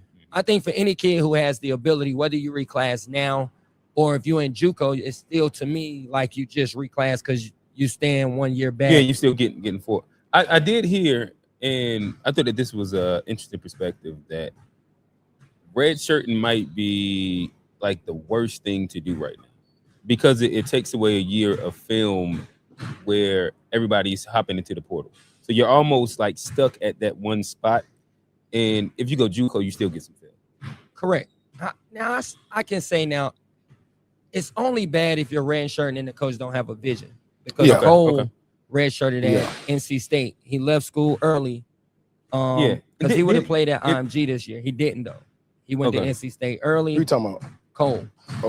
Tall white kid, right? Yeah. Yep. Played on 17s with CP3 last year. He went to school early. Was able to get in the weight room. Was able to be around a team, go to practices, go to film session. The only thing I don't think you're eligible to do is travel, but you're getting everything else. Yeah. So the year that you do come back as a freshman, you'll be well more equipped to be able to play because you done had a whole year to kind of get everything and be acclimated to how it's going to be as a collegiate athlete. Low key, if you can get a free ride and get paid to sit out and build your body up, it's also true to come back next year ready. That is a perfect situation. Now he done went to college, still a freshman, got everything NC State had to offer. Now I'm in the portal with y'all still knowing who I am. It's not like y'all forgot who I am. All the guys still recruited him. Okay. Now I done been in school a year. And so with him, did he reclassed up to go to college early, right? Not really reclass up because he was reclassed. So he really reclassed into his right grade, which that's a new thing that everybody is on. But let's make it so a lot of kids aren't. Clarify this one because we've been hearing this thing. Yeah, they're not reclassing up. You're reclassing back to the grade that you were supposed to originally graduate from. That's not reclassing up. You're just going to the class that you're supposed to be in, i.e. LJ Smith. He didn't reclass up to 2027. He was already supposed to be 2027 or 2026. He's coming out this year. Oh, he is? He's coming out. He reclassed in 2026. So already reclassed. We all been around him long enough, so we know. But no, I mean, but so that's not reclassing. He did what he's supposed to do with the reclass. You know what I mean? Like, that's the epitome of doing what you're supposed to do with it. Correct. You know what I mean? He did everything right, stayed out the way, just got better, got stronger. You know, and allowed his game to grow to where it became a Power 5 game. We always knew LJ had talent. We knew he could shoot the ball and put the ball in the hole, but when he became more efficient, you know, just the things he's been doing with that ball the last 2 years at Hoke Hill and even playing with Team Thad, I mean, you can respect the grind that he put into it, though. I mean, look at Cooper Flagg. He did it. You know, they say he did it for other reasons. I've heard that, you know, they say Cooper was running from Boozer. They say he stayed in that class too long. He couldn't win that, so he had to reclass back up to his rightful grade, and that's why he left out early. I don't know how true that is, but hey, you Can I derail this real quick? Speaking of Boozer, Dijuan, are you a Duke fan? Not at all. Played against him in college. I've never been a Royal Blue fan. I cannot stand that color. Oh, you say a Royal Blue fan. That's how deep it goes. Yeah, Duke colors, I don't like them at all. But I was very sad at the way they lost. Okay, all right. As a basketball fan, I was sad. Okay. I seen pressure. You know what I mean? And what I seen was lights, camera, action, a ton of pressure. A freshman put in a bad situation. Not even a bad situation, just unfamiliar territory, and I think he just was thinking too fast, not knowing what the clock was, and end up turning the ball over. But it was so many things before that happened that I don't really blame him for losing the game. Like Sarr had the ball right in the middle of the floor, and he didn't have to even pass the ball to them. It's 10 seconds, right? And you hold the ball in the backcourt, you win the game anyway. Backcourt, you hold it, you throw the ball up in the air. Well, that's actually there's a clip of Shire giving him the advice to Trey Jones, because Trey Jones did the same thing in the NBA that game. Like they showed it side by side where it's like, did he give him the advice? He just throw the ball up, and that ended up being the turnover that happened. But he probably thought his point guard was smart enough and heady enough in that moment to say, I'm just not gonna throw. One of the worst passes that you can throw is an overhead pass. Yeah. When everybody's but also what also gets overlooked is they're all human. Yes. People are gonna make mistakes. Coach is gonna make mistakes. As a coach, I may forget to tell, hey, we got one timeout left. We don't have no timeouts. You're left. Right. You know, those things get overlooked as well, because within the heat of the moment, and I have never coached in an arena like that, but so we don't know how it is. But I done been in some big games though, and I done, you know. I should have fouled when we was down by 3 and I didn't. I You mean, have nightmares of it. I still, man, Yeah. the boys bring it up now, 4th grade. Coach Whiteman, you fouled Indy Heat when we was in the Final Four up by 3. We talking about that 4th grade now. They going right into about seniors. that. You are absolutely if I can, I know this is derail to the derail, but I just want to shout out our engineer Johnny. He's going through it behind that table. He is the one Duke fan in here. I think that our critiques is hurting his heart, unfortunately. It's okay, but yeah, you'll be all right, dog. That's cool. All right. Hey, can I while we speaking about Duke and Carolina, can I Okay. just bring something to light? And if we talk about the last 11 years, they haven't really did anything. If you want to be honest, we talking about Duke. Yeah. Listen, So you I know won't they're get an the argument superior- out of me. You they're won't the get an superior argument out of team. me. You know, everybody talks about they're the superior team, but Listen, we if talk think about having wins, talent. We talk about having talent. They get First it every round year. picks, they get it, and they and lost the last 2 years. to show for. Yeah, last year because they didn't have a point guard. This year, I think Shire could have subbed Caleb Foster in for the experience, him being there, him understanding the moment. I didn't even think about it. No, we talked about that as well because I mean, for him to, you should have had both of them in. I about to say, you should have had right at that point in time. We all know, being coaches as well. When it come to crunch time, I want to have my best thinkers on the court along with my best ball handlers. A lot of times it's going to be point guards. Correct. Or your combo guard. So I want to actually have the best thinkers on the court at all times. But like you say, to have a junior who's been through it, has been around it. I mean, he did tremendous things to get back on the court to even be able to play anyway, based on having surgery within the early part of the month and then coming. So for you to big him up and give him all the praise for how he played the second half of that last game, to not utilize him in the game in that moment, but like I say, coaches are human too. And sometimes the pressure gets to people as well, gets to coaches as well. Don't matter where you are. You could be at Duke, Carolina, Chicago Bulls, Golden State. Coaches make mistakes in the heat of the battle, in the heat of the moment, because shoot, it's going for them too. Yep. Yeah. Here's one for you. So what do you think moving forward? How many of them are even coming back or portal? Are you talking about Duke? Well, Boozer's going to the league. Now the question Isaiah, is, I think he's going to the league. Sar? Caden going to the league, or I is don't he think staying? so. I think he'd probably be best to stay at Duke. Do you think he has With Deron Rippey coming in? But how tall is he? Who? Caden. You don't think he could? Oh, that's it. Okay. Well, that's 6. Well, okay. Then you're gonna have Caleb Foster come back for his senior year too. But do Caleb stay? But does Caleb stay is the biggest question. And it reminds me of the guard that they had that went to Baylor. What was his name? Number 3. I can't think right. He ended up transferring to Baylor. They kind of pushed him out last year. I can't think of his name. Dang, what was his Residential Duke fan. You supposed to know this one. Yes, your point guard. He wore number 3. Was it Proctor? No, not Proctor, but who was the point guard you had last year, Johnny? He a casual. It's all right. Or it might have been the year before, but he transferred and played at Baylor. And I think this is one of those situations where if Caden and Deron Rippey are there, how does Caleb maneuver around having 2 other point guards without being pushed out? Like it ends up being a DJ Wagner situation. And that's another one right there, bro. I think hopefully next year he get about it. We thought he was a lottery pick after freshman year. Lottery pick. I think right now he may be a fringe middle second rounder. Oh, I don't think he's late. I don't think he get drafted right now.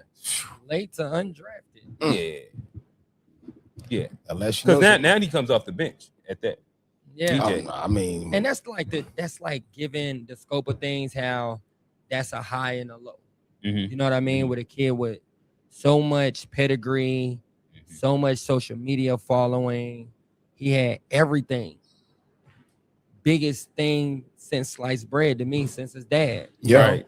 And it just didn't pan out because he never truly, I felt like he peaked in high school and he never really got better. He was what he was as a senior. He's been the same kid since his senior year. He do the same thing. I watch him all the time during all the games.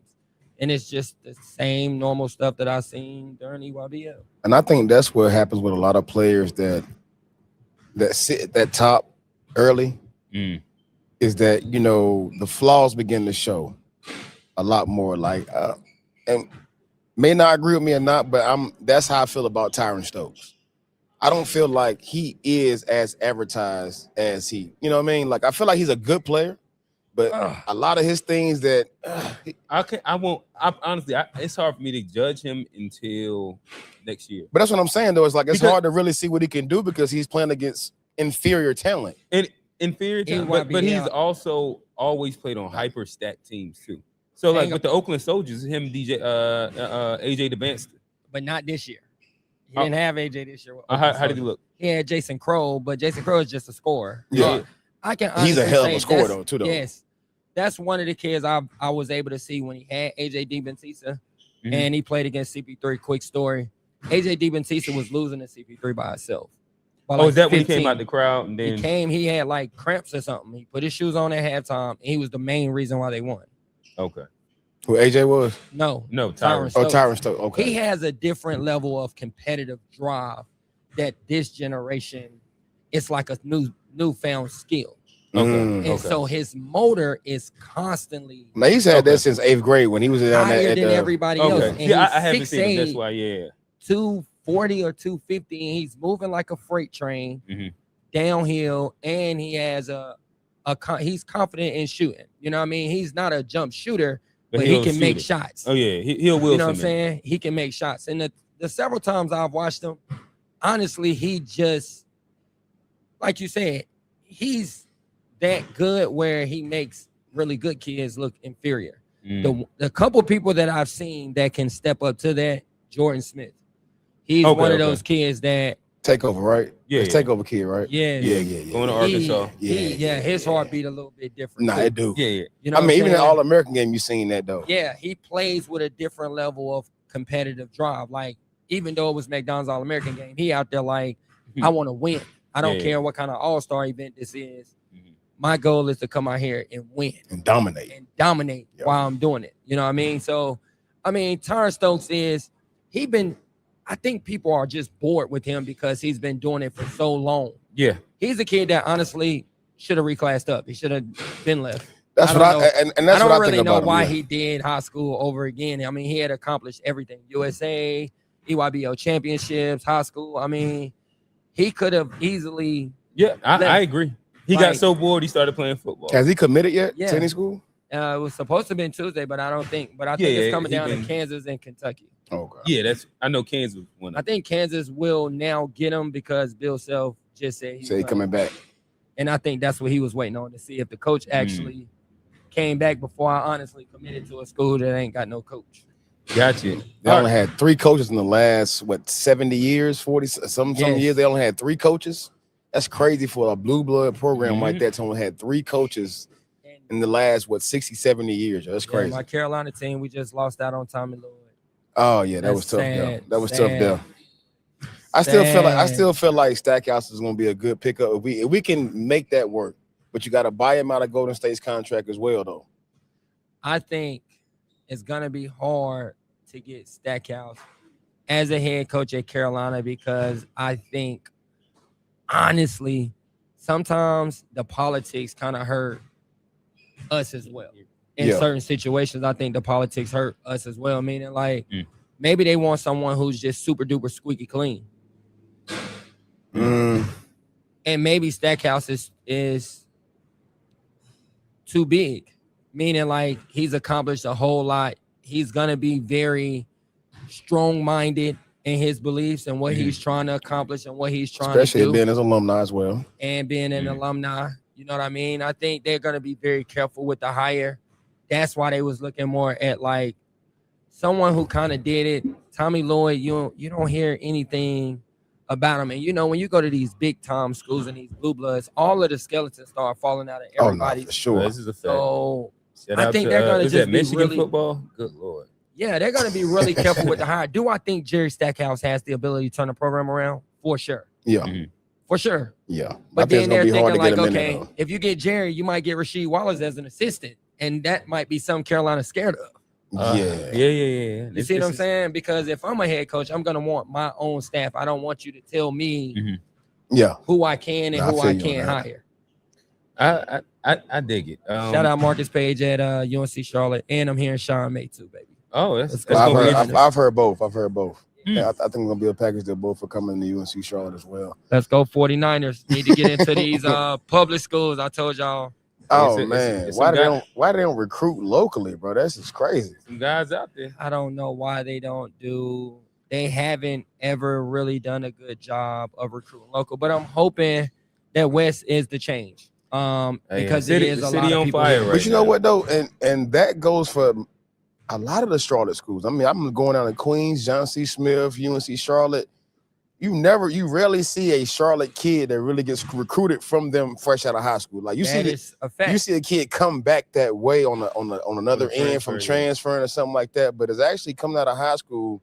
You rarely see. I mean, honestly, that's why my games against Smith, I went so crazy because I'm like, you ain't even recruit me. I said some outlandish stuff in some of them games, bro. For real, to this day, Jordan be like, bro, I'm surprised you made it out there alive. I'm like, hey. That's true though. And I don't know why Charlotte don't, but I mean, hopefully they change it. I know they got a lot of money. I heard now, so and you got to have a lot of money to get not just West, but you got Sean May and Marcus Page as coaches. The money got to be different. Nah, for sure. So we kind of talking college, which means March Madness. A part of March Madness as well is the AAU debuts. So last time we was on the we ain't on the couch no more, but last time we was here, we was asking, hey, Wayne, where the young one, where you gonna land at? I saw some clips drop. Yeah. Is that the move? Are we Team Charlotte? Right now, for sure. Because I mean, more so, that move was made when Jeff McGinnis decided to get back onto the court. Get back on the sideline. And you always talk about, going somewhere where you want it and someone has a vision for you, and that was laid out from the jump. Soon as he made the decision he was going to go back. I don't know what number phone call we were, but I know it was a phone call was made, and there was an objective of getting in contact to have a conversation to really express the plan he had for him, the idea, the acclimate he had for his game, and what he can do for his game and going forward. And someone with ties to the city through so many different avenues, like Jeff is, and just knowing him as a coach, knowing him as a guy, knowing him just as a person. I could not deny my son the opportunity to play for someone that has that old school mentality. Comes from that same, pedigree of myself from this early Charlotte basketball. Even though he's a little bit older, but just we all understand that era and time of coming up. Late '80s, mid '90s, all that was just a different Charlotte brand of basketball. And like I said, for what he's done, I mean, he's coming from off a college sideline to come back to the AAU sideline, why not? You know what I mean? So that was the move that we decided to make. And always going to keep something in the back pocket as well as far as something locally, because you always got to have an opportunity to do that, but also have a avenue to just go out there and be him. You know what I mean? So great move. Oh no, for sure, and I appreciate that. I feel like as a family, we sat down and made a decision as a family. It wasn't something that was just myself or my son or his mom. We all sat down, even with his coach as well, with Frazier and everything, and really just, talked about what was the best move to make. Because I feel like the last 2 years we made the best move just for our boys to kind of get out there and really not have to worry about the politics that be outside of just going out there and play your game. And then we found someone that was truly invested in the way they played, and it worked out for them. So now with this year and the opportunity to take it to a different situation, it was, what coach makes the most sense, which program makes the most sense as far as for his recruitment and his elevation through it and development throughout the spring and the summer. I think that was a great move. I love Coach McGinnis. I am a big time Coach J fan, and anybody who can kind of get up under that tutelage, do so. I mean, because he's an amazing person, amazing coach. He has the respect. He has the pedigree. His resume speaks for itself. He's a former NBA guy. Like you said, he's also an ex-college coach. So he has the resources, the knowledge, the wisdom to help your kid out, and he gonna give it to him straight. You know what I mean? That's what I like. And that's cut and dry, just straight. And we ain't hold no hands. We ain't doing none of that. Then on top of that, you're like when we had the segment with me and Coach G did, we talked about the same thing. It's like where has his former players been? We talk about he's had the likes of a Rob Dillingham, you know, Jalen Curry, Shafino. You know, you look at guys like that who have come out up under his umbrella and have went and flourished in different areas. You know, not saying my son is them, but just the opportunity and what he brings to the table and able to get out of your child that you can't get out of yourself. You know, at times, like, you know, you got to find someone that has that voice that kind of mimics yours, but also takes to a different level. Devon Dotson. Yes, sir. A wig. He had a wig. Yep. You know what I mean? Daniel Sanford. A lot of guys, Sanford. man. You know what I mean? So, you know, he's a guy that can run on the list right now of guys that he has in school right now, or either in the league or overseas. So that by itself is like, oh, okay, yeah, you checking all the boxes of what a parent would want for their child to experience. Hey, why not? Yeah. What about you, brother?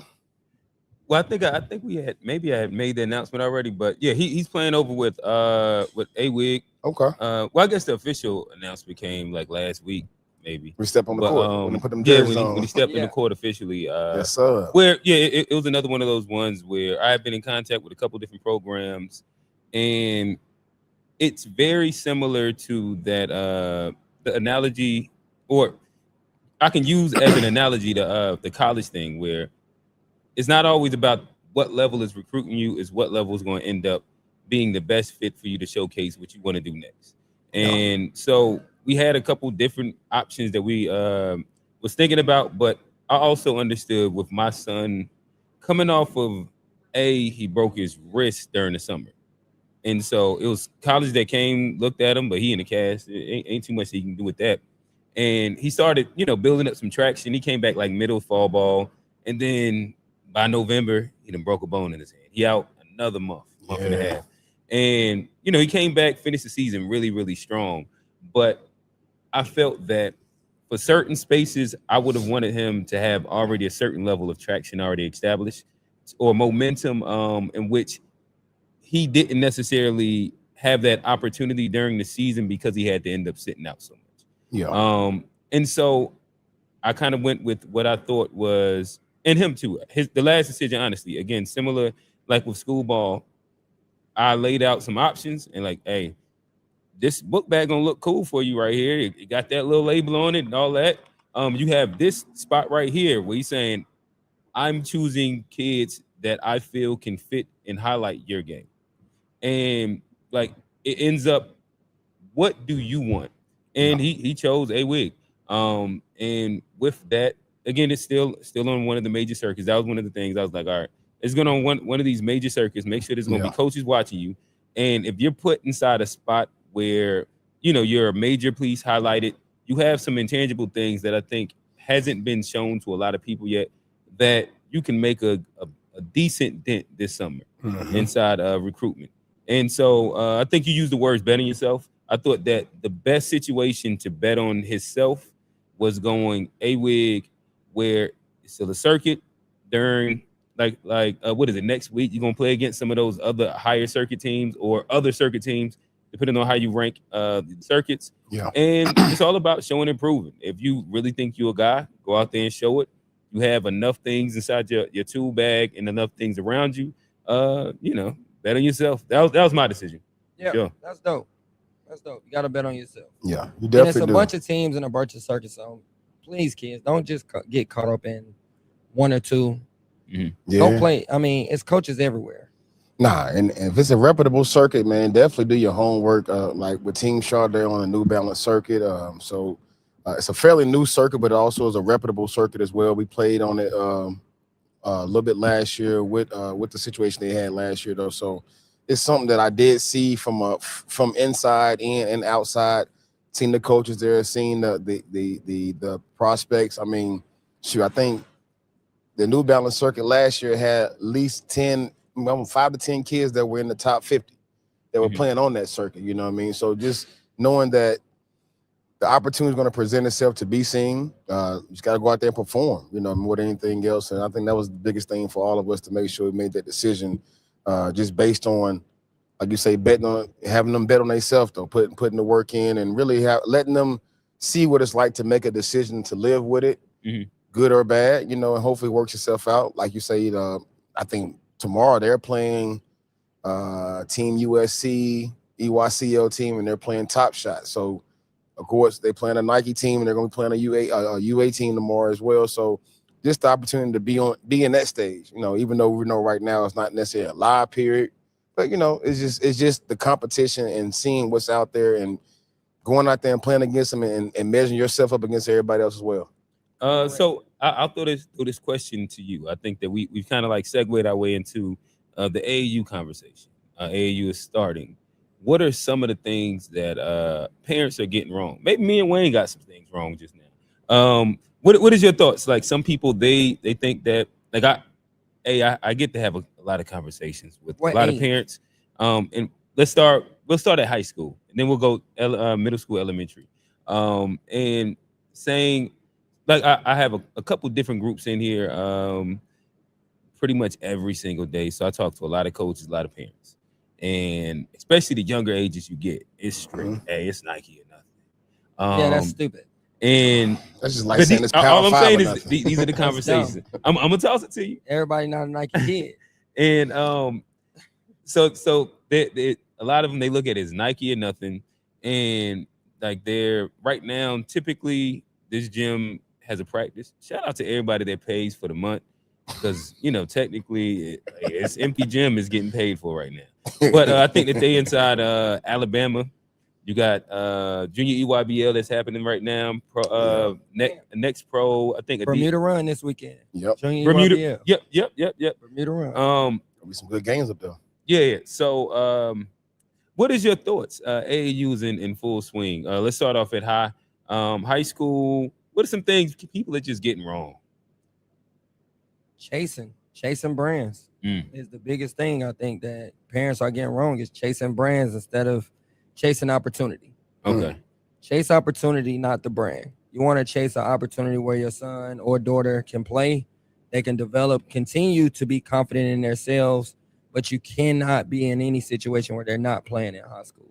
That's that's dumb. You know what I mean? So if my son or daughter isn't ready to play, I need to go somewhere where they're going to play. Because you can't be seen on the bench. No. So again, instead of chasing a brand, chase opportunity. That's the biggest thing for me with these high school parents or the kids, because kids do it too. You know, they rather be a 7th or 8th man on the Nike team when they could have been a starter on another circuit. That's dumb. Short leash on 3SSB. Yeah. Or maybe you go play Pro 16 and you got a team that's like yours. Chase the opportunity, not the brand. Wayne, what's some things they're getting wrong right now? Some things that are getting wrong right now. To piggyback what y'all saying, definitely chasing brands, but also chasing social media in the sense of I want to align my kid with that so they can be seen with this other kid. You know what I mean? So, okay. I'm trying to find a way to put it. Without so it was a situation that was provided or that was offered to us as far as a program. And great opportunity, great program, great kids, great coaching. I mean, they specialize in shooting the ball a lot and everything like that. But it was a program that also is built on a last name, and playing alongside that last name will give you the notoriety that you're there. But how much of opportunity you're going to have to actually show your game. And so that and some parents will chase that opportunity because it is that name. You know what I mean? So this I'm going to say somebody was wanting to play with Torres. I mean, I'm like, I can use Torres because Torres is leaving. You know, he's already done made his decision and everything like that. But hey, I want to be on a team with Torres Bowie because he played at Spire and I know they're going to follow him around and everything like that. But you get on that team with Torres and, you know, they're set. And now you're in a situation where you're getting seen the videos, you're getting to take the pictures. We got the gear, you ain't playing, but you ain't got no content out there. You know, so I mean, I would say some parents don't chase that. Don't chase the social media notoriety, because it's easy to do that with it being what everyone feels like it's such a recruiting tool. Social media is maybe of 5% of what coaches are looking at when it comes to what they're recruiting. They're looking at it for the most part to see that you ain't out there doing no crazy stuff But I'm not recruiting. I mean, and I've heard coaches say I'm not recruiting a kid based off the 2-minute highlight tape they put on. Correct. Because a lot of coaches want to see you go for 0 for. I want to see you go 0 for 12 and see how you react to that. Are you still a good teammate? Do you still play hard? Do you still rebound? Are you still making the right passes? When you're on the bench, you ain't got in foul trouble. Are you over there soaking, or are you there being a good teammate? Is your daddy behind the bench? Is your daddy behind the Coaching bench you. yelling, coaching you? What about if your daddy is the coach at the high school EYBL level? If your daddy the coach at the high school EYB, I think it takes Is a real one to be able to do that.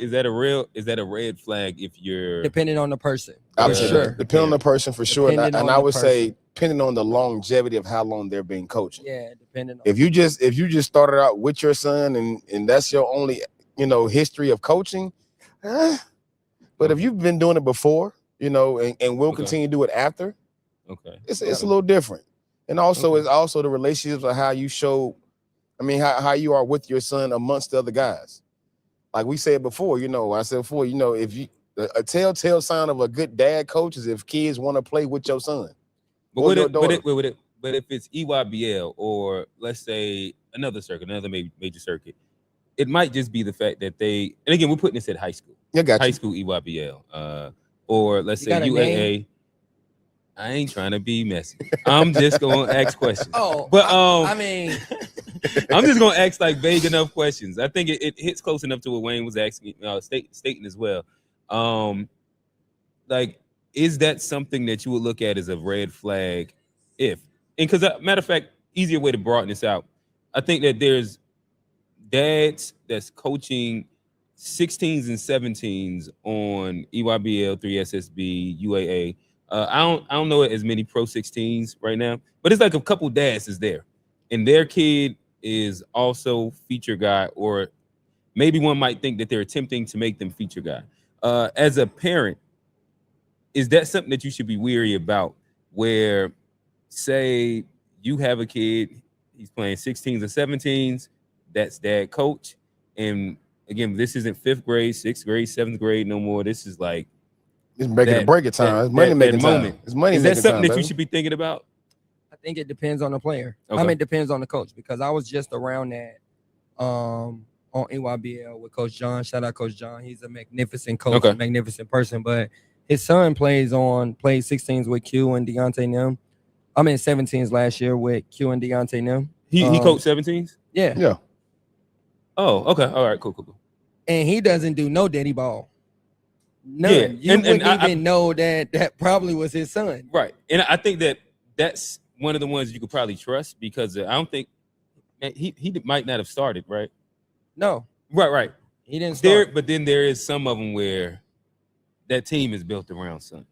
And if you know that already, then that's a red flag that you should already recognize from the very beginning. You know what I'm saying? I think real recognize real. And if the kid isn't there yet, and you know the kid isn't there yet, and still you see the kid getting stuff, then you exit left. It's nothing to really even talk about. That circuit don't matter. Yeah, it don't even matter, because I see now what this is about. Yeah. And honestly, like we was talking about earlier, who's going to advocate for your kid more than you? Yeah. Okay. Nobody. So because I do have that power to do this, even if it's not right, a dad is going to advocate for his kid more than anything in this world. So if he does have that platform to do so, until the wheels fall off, son, I'm gonna keep giving you another. I'm gonna give you another one and another one until it's over. Now, once it's over, it's over. You know what I'm saying? But I don't knock that person, and I don't knock the person that don't want to be around that either. You know what I'm saying? Because some people are like that naturally. Yeah. Could I just listen? I ain't gonna get messy, so I'm gonna just kind of like make it very as broad as possible. But shout out to the dads that have been around, grew up with all like 2nd, 3rd, 4th, 5th, 6th, 7th grade, right? And shout out to those dads that, coach, do whatever, and find themselves in like, let's say, gatekeeping situations. And like they intentionally keep out kids that they have watched grow since like 2nd, 3rd, 4th, 5th, 6th grade. when I tell you I got hit, and funny part, like I don't be care about none of it, but like they have like all-star game here, all-star game here, all-star game here, and my son got invited to an all-star game. I like literally we kind of didn't really think about it or necessarily care about it like that. But the guy ends up, because honestly, like the day before or maybe 2 days, the week of, I was like, don't you got something coming up? Like maybe today, did it already happen? It was like one of those. Yeah. But the situation showed me something really, really interesting, right? I think it might have been like 2-3 days before the event was supposed to happen. And I guess it's like a panel, right? There's a panel and they're making the decisions and they're like, hey, I really love your kid. But there's a specific person, and he inserted name, and for whatever reason, he don't want your son to be on the thing. Again, mind you, I'm not worried about this all-star game. I don't care nothing about it. But I'm like, damn, like what would he have a grudge against? It was him and another kid that also played on the same age group, second, third, fourth grade. I'll say the two kids' names. It was QJ and Braden. Braden Suggs. Yeah. Again, he's all conference, all region. And I'm just thinking, like, why would you have a vendetta against these two random ass kids? But then when you look at the group of kids that was in the game, I'm like, okay, all right. I'm cool that we didn't go, but like, well, so you saying it was a certain organization's kids that was in the game? I'm clueless, so I'm trying to keep it. I'm trying to keep it vague. It's so vague right now that I don't know. But if you know that there's been a couple all-star games that have been happening, and like that little North Carolina thing. Well, I know it was one over at Second Ward. That's the middle school. Well, it was something new to me that I had seen this year. Been around Charlotte for a long time. Mm-hmm. We normally used to the North Carolina, South Carolina game, the East-West game, and maybe the one that be at Providence, they're a little local one joint. You know what I mean? Yeah. But other than that, I didn't. CMS hopped into it and did their own thing. Oh no, I wasn't the CMS one. I think he was close to it. CMS? No, it wasn't a CMS one. North South Carolina thing. Wayne, no, that's why he threw the egg out right there. But yeah. So help me catch the egg. So nonetheless, like I said, I just thought that it was kind of crazy, and it was like maybe one of the first time I came across like just very blatant politics that I didn't even understand, and then I thought it was crazy because like these kids, like whether it's my son or the other kid, it's like you've talked to these kids, they done came to different little things, and like there's a clear separation between these kids and a lot of these other kids, right? Yeah. But what was it so much to where the organizer has to reach out to me and be like, I apologize. I think your kid needs to be there. I've advocated for him. We literally had him on the thing. But for some reason, this person don't want him. And it just, next year, I'm going to be the only one making the decision, but it's a panel right now. And I'm just like, man, like. And who was on that panel? Can I at least know what game this was? It was at like Second Ward or something like that. Yeah, it was. I forgot the name of it, but it was. To me, it was like it randomly popped up like maybe a month before. I started seeing, who was in it. Give me a couple kids that was in it. Then I know, as far as the high school, I know like Gatehouse was in it. Gatehouse was. Who else was in it? Colin was in it. Colin McConnell. They played Lake Norman. I seen him do. He might have did like the East Bay joint. Yeah, East Bay joint. Yeah, I seen that, but I didn't really know what that was. I think that those might have been the top two kids, maybe. What? I think one of them two either won MVP or something like that. Yeah, but I don't know if it was in like another like name above those two. That was it. Yeah, and that's why I said I wasn't like stunting the game or anything. It just was an interesting like show of like, damn. It's just like people moving behind you behind the scenes for no reason sometimes, even inside this basketball thing. For like, I just thought it was interesting being that you like these are people or these are kids that you've seen since Grind Academy days, and I'm like, damn, that's kind of nasty work. I just want to know who's on that panel. We'll talk about it later. But Oh, I already know now. Okay. I done put 1 + 2 and 3 + 3. and I just thought like when the organizer comes to me and just like, hey, I apologize, but this person, that was an easy one. and I'm like, God, man, like, but for what? And this was spurred off. Never mind. That'll take it too crazy. Juan, you go throw in the Juan. Go ahead. Man. Nah, that's All funny. right, wait, there you go. Nah, that's funny because okay. For one, if you know Quintel, rants don't come by that much. Rants. So normally he's saying, Wayne, calm down. So I'm chilling though. I just thought it was interesting. Nah, but your interesting for you though is like would have been like for me. You know what I mean? Right, so right. I probably would have went on 10. I ain't gonna lie to you. But it wasn't worth to me. The whole thing it wasn't worth it. When it's though. not worth it, then it's just like, damn, I see the card. Though. But it's the That's principles of how adults have it in for kids. Right. And that's crazy. Like, I mean, and not just that situation, but I see it a lot where, and you even hear it passing by. It's like, oh, you be at a game, it's like, oh man, you know, that kid. It's like, yo, kid 15, 16, they trying to figure it out, bro. I mean, it's out the way. Yeah. Like, we really going to kids. Like, I mean, and it kind of goes to the whole thing that happened with G. It's like these kids have been entitled to say things, and parents have been entitled to say things to kids. Like, I've literally seen a grown man get on a fourth grader because they beat his son team. Like, oh man, he a reclass. He ain't like that, you know. Like, bro, that is whack. Terrible, bro. Terrible. I've seen it so many times. Like, I'm the one that if you come up under my umbrella, you my kid forever. I can walk in the gym and see a kid playing for you or somebody else, and somebody coming at that kid, he my kid. Oh, we gotta have a conversation, brother. PSA ain't none of y'all kids in elementary school that good. Okay. Also, another PSA for you elementary school parents. Half of y'all kids won't be playing basketball by the time they get to 9th grade. Another PSA for some of y'all parents who need to sit down and chill and relax and let them grow and learn and have fun and build relationships through the game of basketball. All right. You see what the world is today? 60% of y'all kids that are good now, that's might be the last time y'all say they good. Yeah. Because every year it filters out. And because your kid was good in kindergarten, don't mean at 5th grade he's still gonna be nice. He may be big in the 3rd grade, and now he regular size in 6th grade and still can't dribble.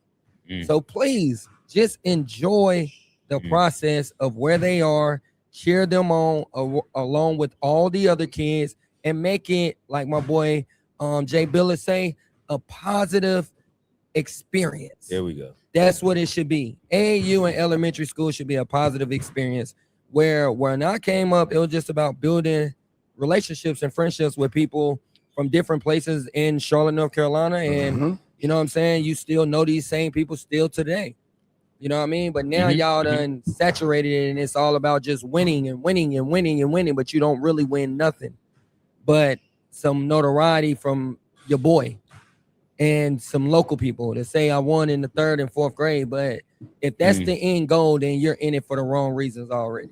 I mean, parents, please, I get tired of seeing y'all. I think that's wrapped up inside one of those misnomers that was talking about. AAU, just because you was good in kindergarten, what you say, 5th grade? Yeah, y'all don't be 8th grade.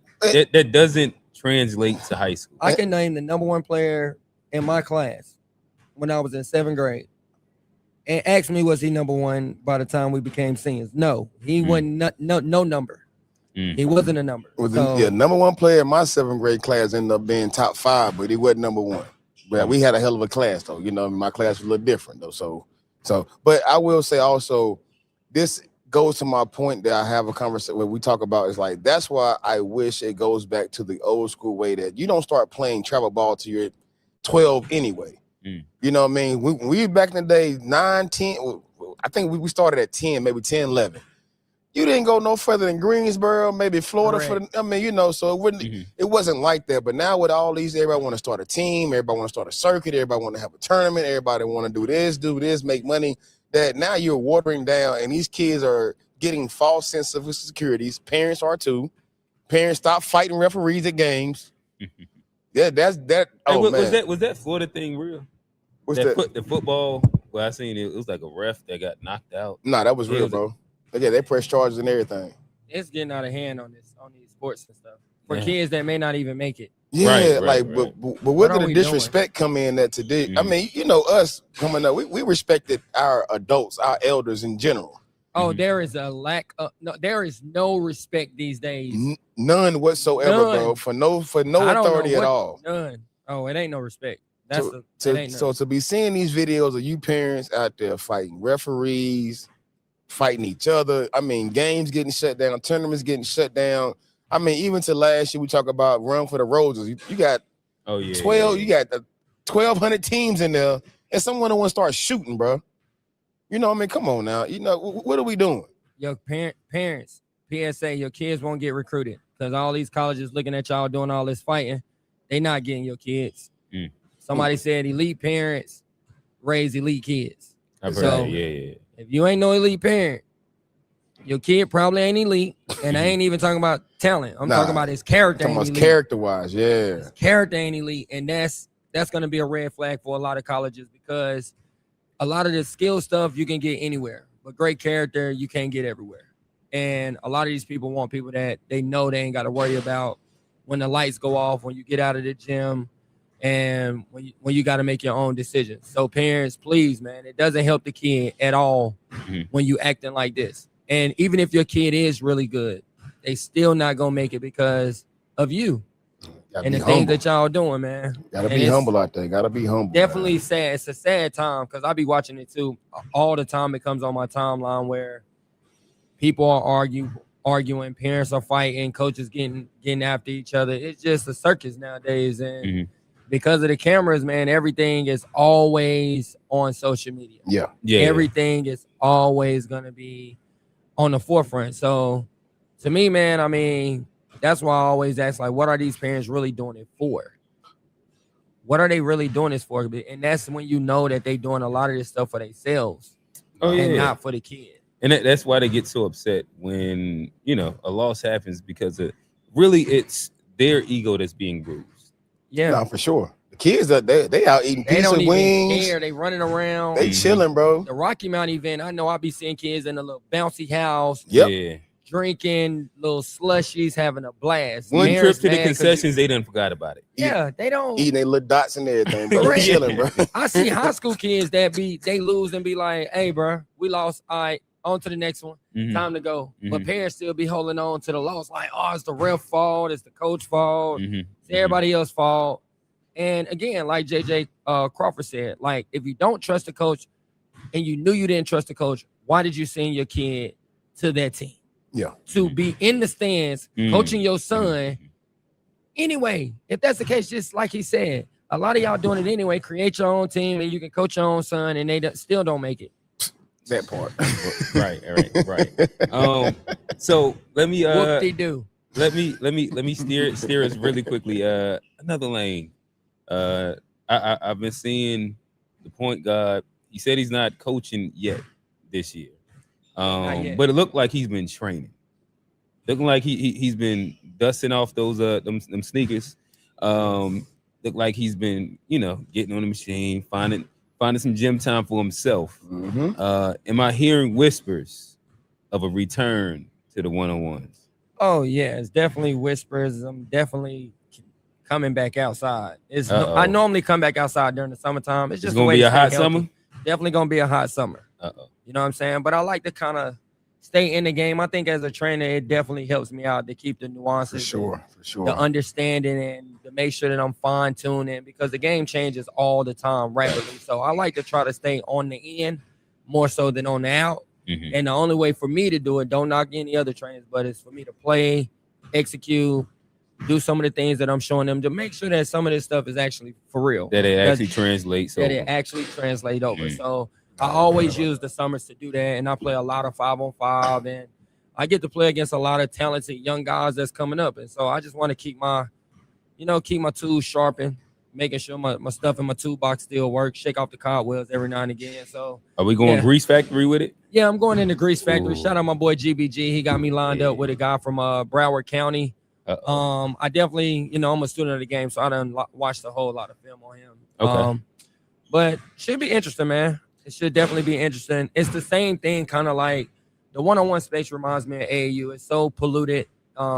It's so social media driven, and it's a lot of egos involved. So if I was to interpret no this, it sounds like you saying a lot of these guys ain't like that. No, a lot of them don't be like that. Nah, they just somehow make a name for themselves, and they put on, then they get on social media. Because I dove into the 101s, like, because I wanted to see what it was about, like just understanding like the layout. That's when I was talking to the dude when he came over here. Okay, yeah. Because I was like, I do marketing, I do business. I want to understand the business. That's why I was asking the questions I was asking about, but because it's something that can be watered down just as bad as AAU, or it can be just as good, like what T-Mac did with a whole Showtime special. Correct. You know what I mean? So I've seen where it's done the right way with the right guys, but also seen the BS with it too. Like when you got the influencers playing each other, and that's dumb. Like that Julian Newman stuff with all them playing, that was terrible, bro. Like, come on, bro. Yeah, that was dumb. That was terrible. That was a waste of film, waste of goddamn 20 minutes on social media. I was mad I even sat there and watched the ish. You know what I mean? I'm like, I had some better stuff to do today. Why did I even sit here and watch this right now? But also, if it's done the right way, it does provide a platform for the next evolution of basketball. When we're talking about, hey, the space is booming. I will. Oh no, the space is booming, and I like the 2s and the 3s really.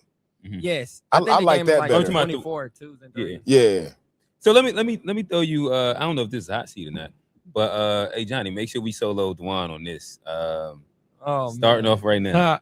I'm gonna start with this first. We talking Grease Factory. Yeah. That's kind of, if I was to say like the league inside the area, is that a fair way to kind of like summarize it? Y'all say that he has the platform right now for the one-on-one space in this area.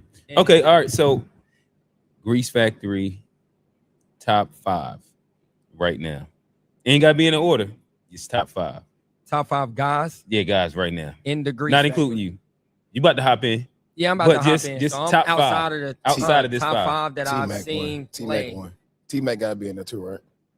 T-Mac. Left-handed guard, light skin. He could be. He ain't a believer, Wayne. I gotta see him play a couple more times. Okay. Top 5. A lot of them don't be from the Grease Factory, though. They from other platforms. Does that matter? If Cam comes and plays at Grease Factory, but Cam is not a part of Grease Factory. But not a part of the. He would be top. He'd be one of the top players in Grease Factory. Yeah, because if that was the case, I would say like Cam. Let's say if they played on the platform. Oh, okay. Or if the ones could be set up through the Grease Factory in general. So yeah, I guess if they played on the platform. Okay. Top 5. Cam. Okay. Day. Okay.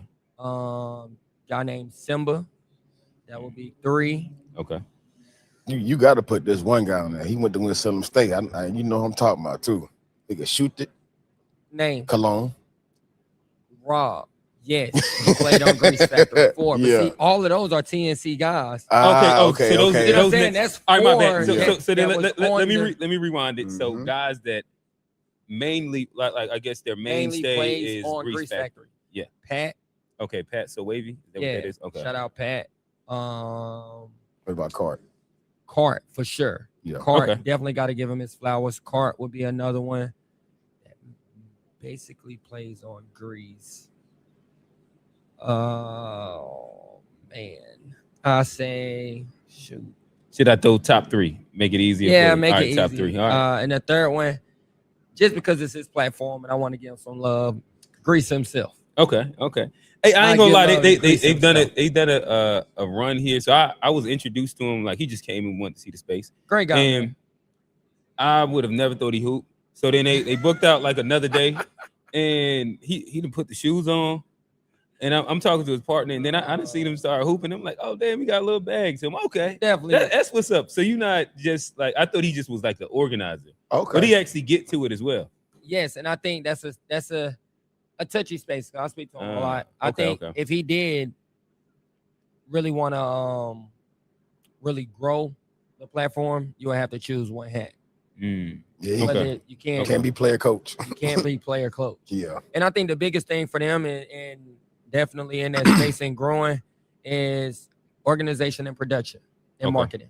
I Okay. think those three things, if he can, those are the three things I actually asked him about when he came to. It was about Yeah. the organizations, about keeping down the ruckus- negative things that get on social media that can You use a different derail. word.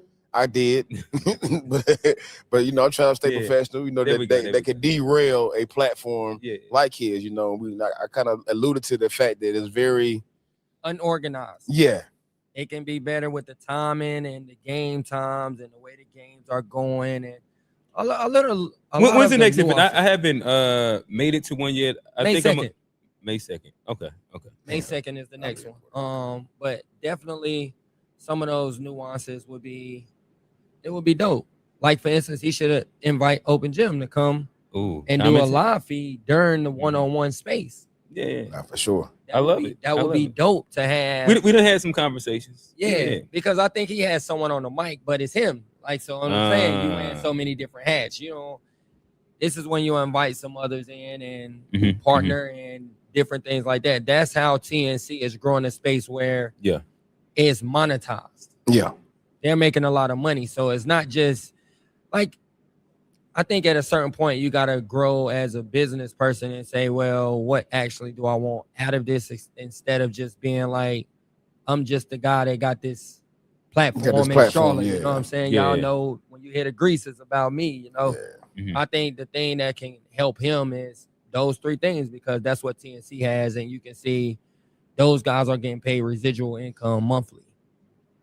All the time, and I'm sure that's the goal for them. That's the goal, to make it to where some of these guys can making hoop and do $10,000 one. a month. So with the platform and the setup he has right now, I mean, is there a monetized reward for winning or is it just more so just notoriety right now?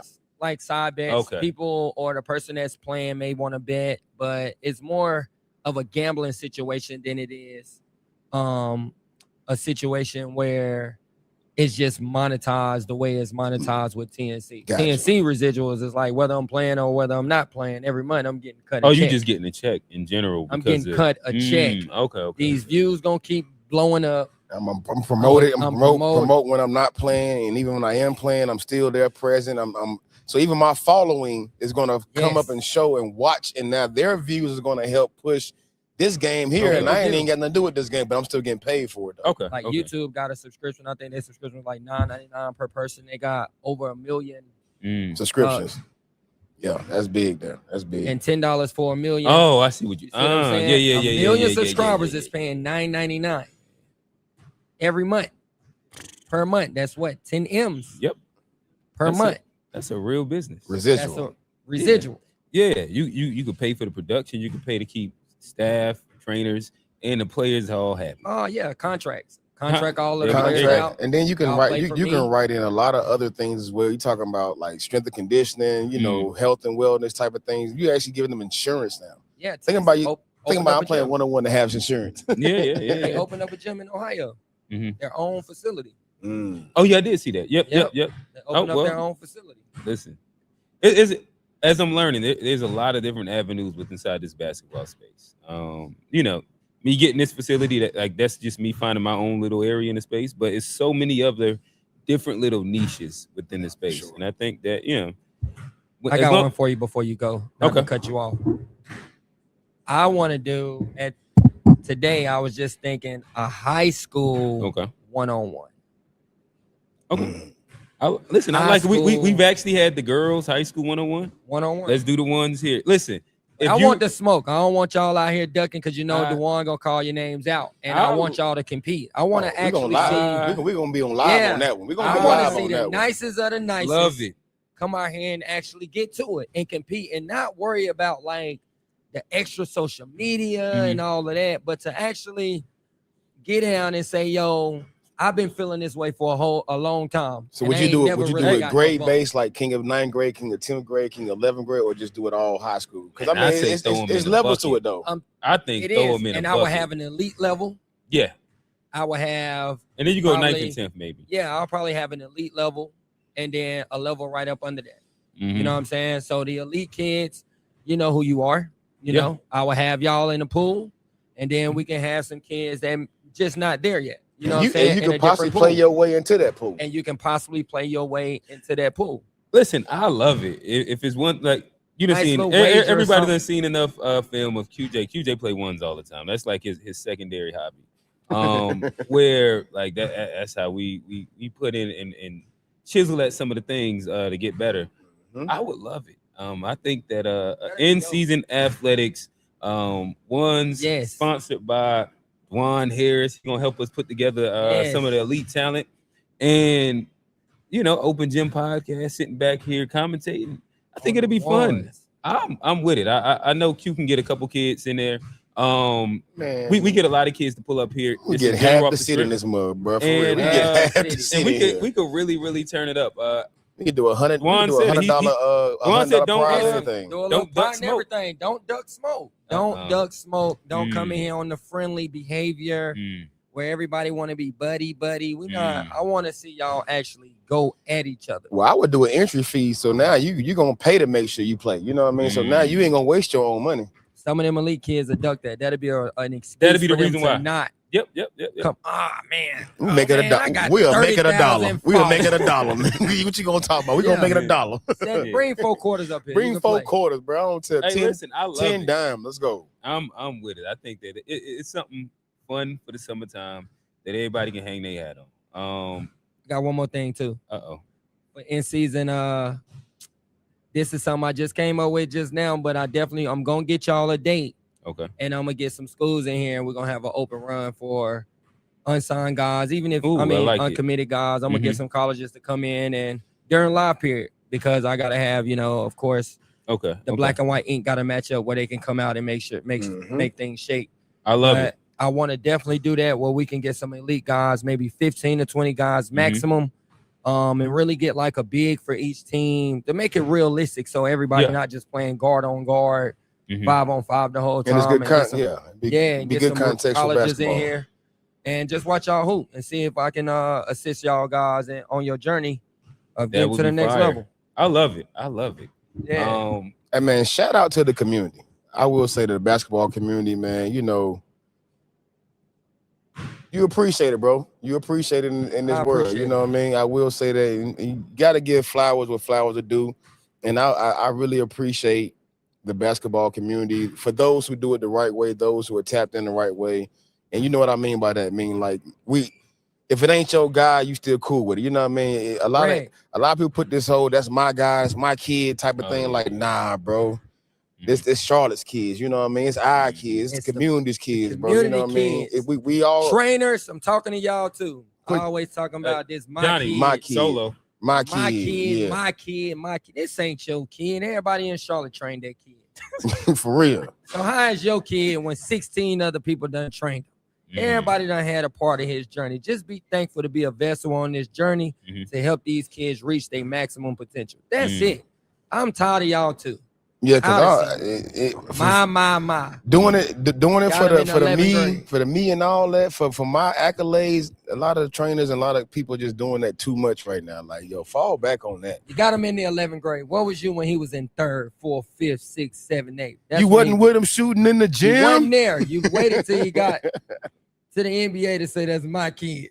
The draft day post. We gonna see. It's a community thing, though. But it's a community, bro. Yeah, everybody helping everybody, and I'm happy to be a part of all of y'all journey. Yes. Yes. Period. No, that's a fact. Juan, you got any more for us before we get out of here? Nothing else, man. As always, man, I'm always appreciative to be on this podcast. I think it's very informative for the people that are listening and are watching on a day-to-day. Only thing I got to say is like, share, subscribe. Make sure you do that. Like, share, subscribe.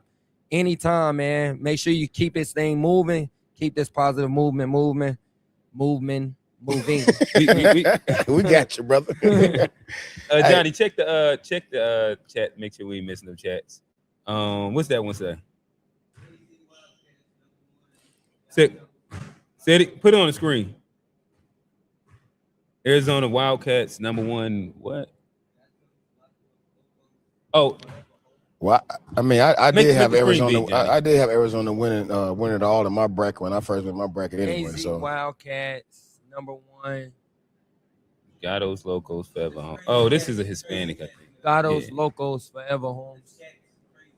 Gatos Locos Forever Homes. AZ sure, for Wildcats sure. are #1. I think they got the toughest matchup. Oh yeah, shout out Cal Church. He's the assistant at Michigan University. He was my teammate at UNC Charlotte. Crazy how this basketball thing worked out.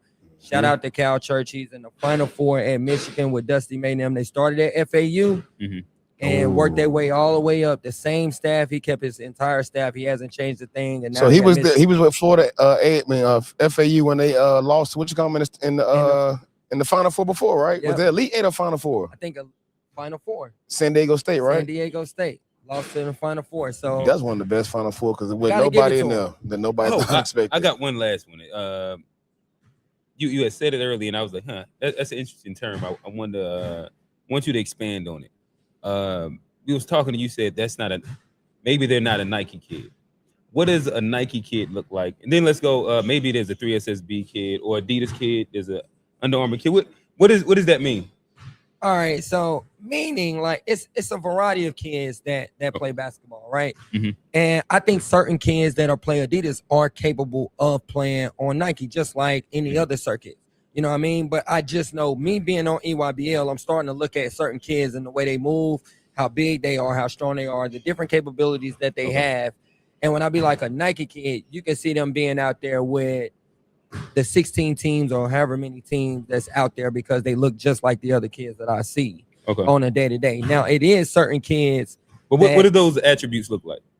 Just so we can kind of understand. More so, they're more athletic. All right, so athleticism is a huge thing in EYBL. The metrics. The metrics. Okay. Metrics, period. Okay. I would say the metrics because a lot of the times in EYBL, they have way more bigs in anything do than any other circuit. You know what I mean? With Adidas, when I think about Adidas, it's more scoring. It is a lot more scoring on Adidas than it is on Nike. Nike kid, the most a Nike kid might average is 16 points. Yeah, I've seen it. But it's not guys, 20. maybe. But 16 on Nike is equivalent to daggone 23 on Under Armour or Adidas or something else though as well though. Because a lot of times, like on Adidas, you might be playing against at the center. It's really his stretch 4. That's playing the 5 on Adidas. Like Trail played the 5 for Team Loaded, but now he's a stretch 4 fringe 3 right now. You know what I mean? You see what I mean? Shout out to Trail too. Good to see him in the All-American game. Another kid we just happened to see come up through the rankings and everything. You know, I mean, started Trail with like a 3, like you said. What school Trail going to? Oklahoma State. Oklahoma State. Yep. Yeah, they got that oil money down there. Yes, sir.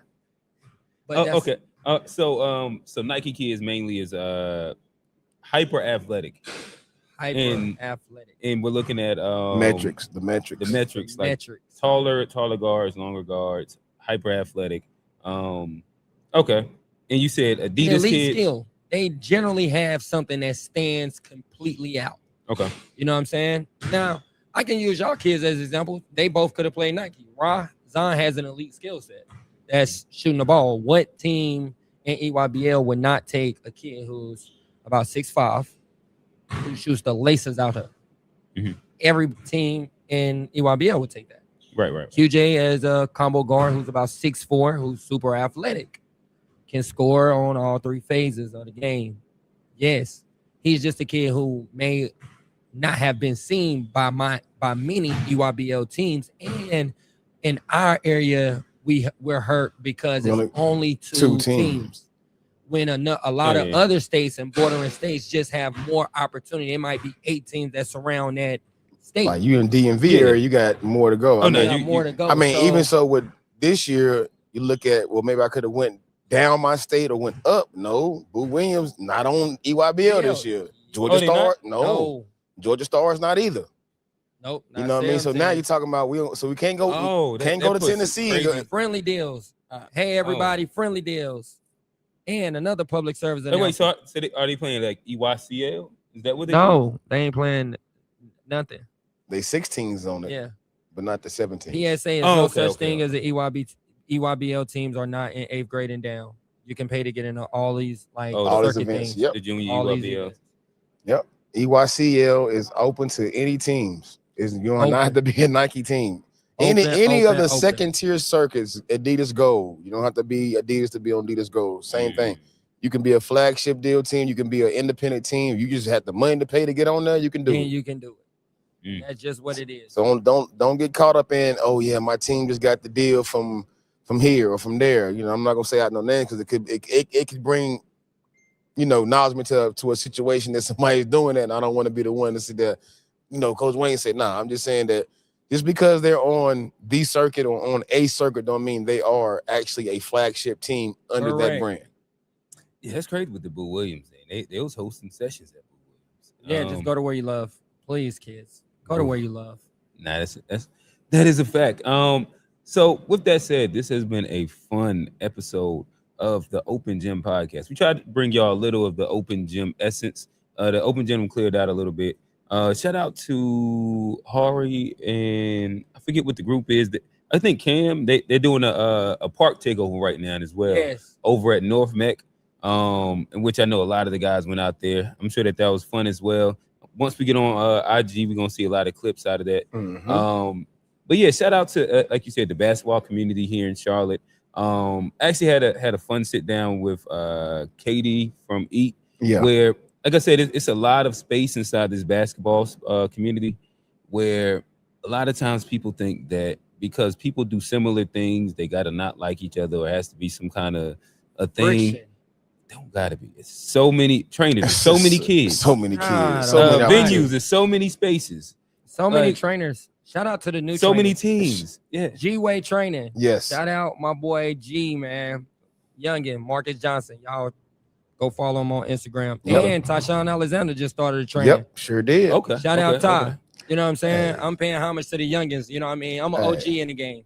Hey, so, and I will say also, all of those guys. Find a trainer that just works for you too. You know what I mean? Like there are trainers that specialize in different skill sets. There are trainers that train everything. You don't have to limit yourself to just one situation. Like we say, it ain't gonna cause. I mean, if you train with me to come shoot and you go train with Dijuan about this and come train with Coach Q about something, we ain't gonna sit and be like, man, hey bro, you got my kid. Nah, bro. What can I do to help facilitate it even better on my end? What could I help you do when they come with me, Dijuan, that maybe that they not doing what you that I can specify on, like that's work. That's collab out here, bro. Like it's about these kids. It's about these kids. It's about the community, man. Like and to clear up, I don't train. I work out kids. Listen, I'm collabing with everybody in 2026. Whoever want to do some collabs, man, let's get in the gym. Let's rock out. Let's rock out, bro. Let's do some camps. Let's do some clinics, man. Matter of fact, and we had talked about this. We're gonna start getting some of our student athletes who have been around a minute to start doing some training as well. Like, so look for that in the future, especially this spring and this summer. Shoot, you may have a QJ training going on. You may have a Zion White training, Bob Montgomery training may be going on as well. So, hey, y'all kids tap in, man, for real. Yes, sir. These are y'all peers, and they've done it, and they're trying to do it and get it done, bro. But at the same time, hey, there's nothing wrong with looking up at someone and seeing how they do it and mimicking that thing, especially if it's the right thing to do. With that said, from coaches to casuals, grassroots to the league, this has been Open Gym. I'm Coach Q. Coach Way Too Nice. Special guest, Dijuan Harris. Appreciate y'all as always. DaPointGod. DaPointGod. All right, with that said, we out. Peace. We out, y'all. Peace.